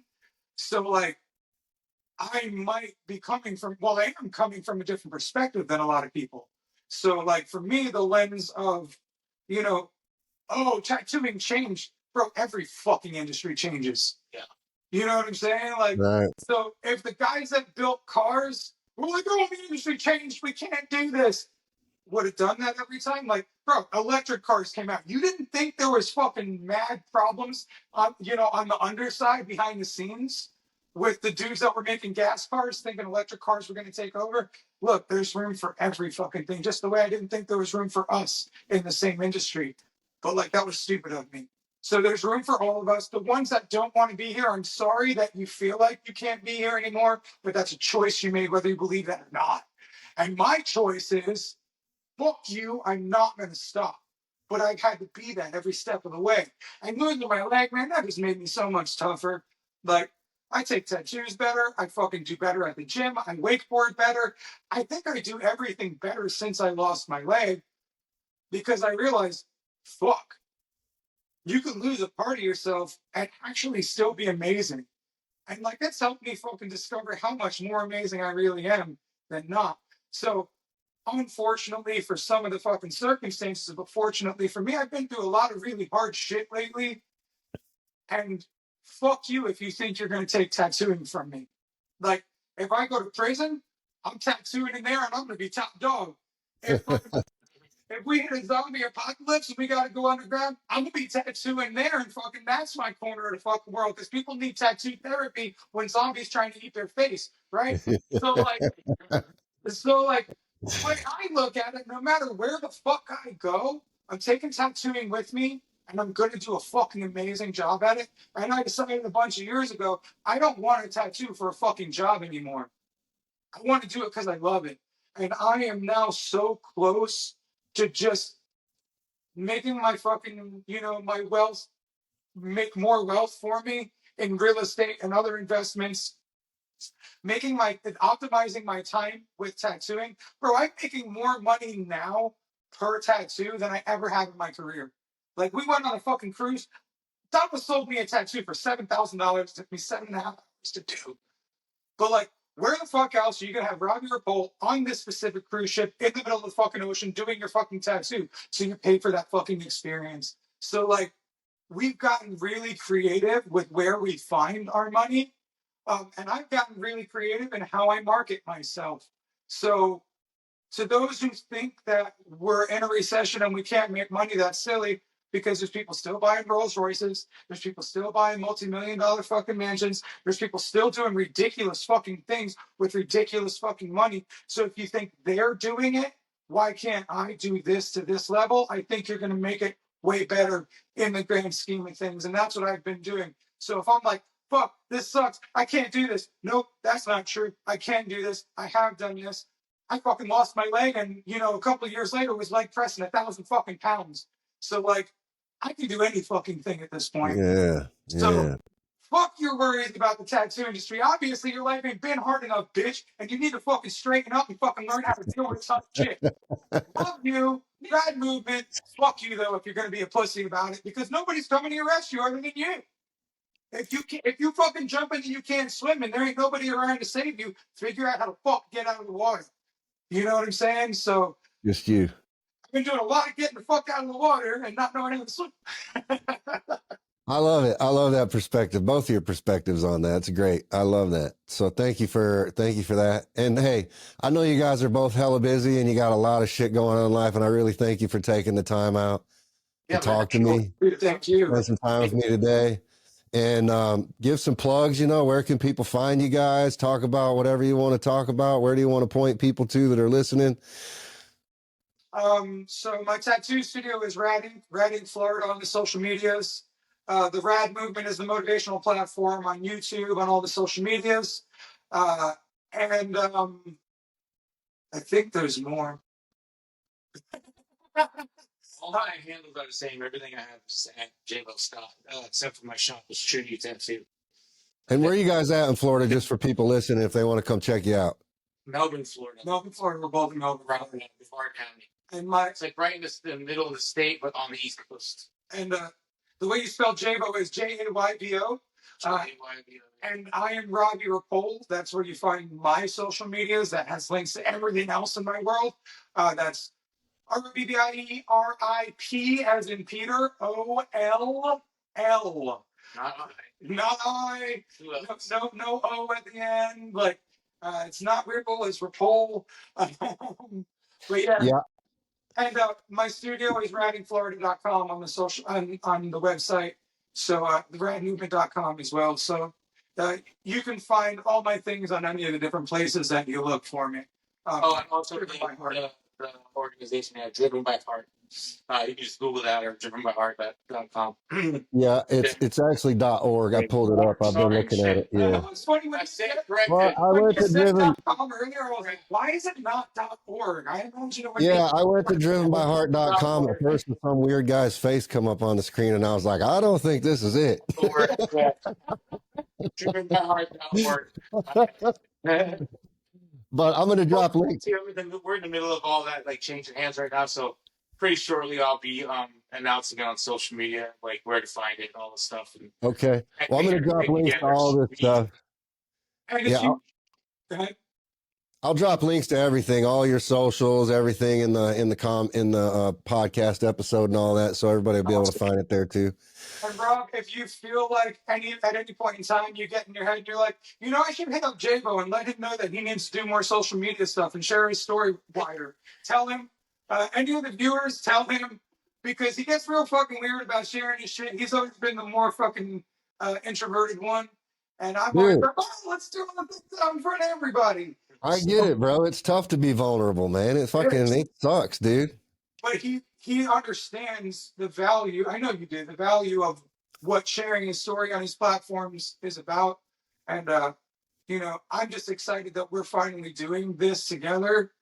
And like the last time we did this, we didn't even know what we're doing. And we don't really know what we're doing now. We have goals and we have a plan. And so thanks for being a part of our plan and our goals, Rob. Seriously, like this is the first interview that we're doing together. We did some social media content for us where he was like heckling me during some of my rad movement stuff, which is so authentic to our relationship, but really it gave me the opportunity to explain the rad movement a little deeper. And it gave us the opportunity to start working together in that aspect. So when that stuff gets finished with my cameraman, we'll go ahead and be able to share that stuff. So you'll be seeing us doing more. So this is the first thing that the people are going to see us doing aside from our posts, you know, last month. And man, I just can't wait to see the snowball effect that the good work we're doing in our own lives and sharing it with the world is going to bring. So thank you everyone that's been a part of this at any point to this journey, being a part of this at any point to this point. Thank you, Rob, for being receptive and following through on your side and, you know, giving us that push to get this moving. Yeah, man, you're fucking awesome, dude. I really appreciate you. Well, I appreciate you guys giving me the opportunity to be the first one to have you guys on an interview together. So that's awesome. That has a lot of deep meaning to me too, man. So I really appreciate you guys, like I said, taking the time out of your crazy lives to spend, you know, 2 hours now with me. And it's great to catch up with you guys always. And like I said, Jayvo, whatever you need, man, support wise, you know, don't be a stranger, reach out. I got you, bro. Awesome. Robbie, you know, the same things always applies to you too, man. Family forever, guys. I love you guys. I'm so glad to see you back together. I love the energy that you guys are putting out. I love your energy together even more. So, yeah, I'm all behind everything. Dude, I tell you what, it's really weird watching ourselves on this camera because I'm just seeing like how similar truly we are physically. It's really fucking weird, like our facial structures, our stature, our mannerisms. Dude, the way you and Mia were laying on the couch the other day, I find myself laying on the couch the same exact way because we like just melt into the couch. It's really weird. I don't see other people doing this. So yeah, it's cool. So thanks for allowing us just to see who we are and like what magic we bring together. Yeah, Jayvo, tell your story, bro. Well, everybody wants to hear it. We all do, bro. Yeah. And you never know how much time you have left to tell it, bro. So it's true. This is very true. All right, I love you guys. Thanks, man. Thank you so much, man. Love the shit out of you, dog. Thanks, guys. All right, man. Take care. That's a wrap for this episode of The Business of Tattooing. I appreciate you tuning in and being part of this journey to level up the industry, one conversation at a time. If you found value in today's episode, do me a favor. Subscribe, leave a review, and share it with another artist who could use this knowledge. Got questions or topics you want me to cover? Hit me up on Instagram at NoFlashNinja or email me at rob@electrumsupply.com. And remember, tattooing is an art, but running a successful business is a skill. Keep pushing, keep learning, and I'll catch you next time on The Business of Tattooing.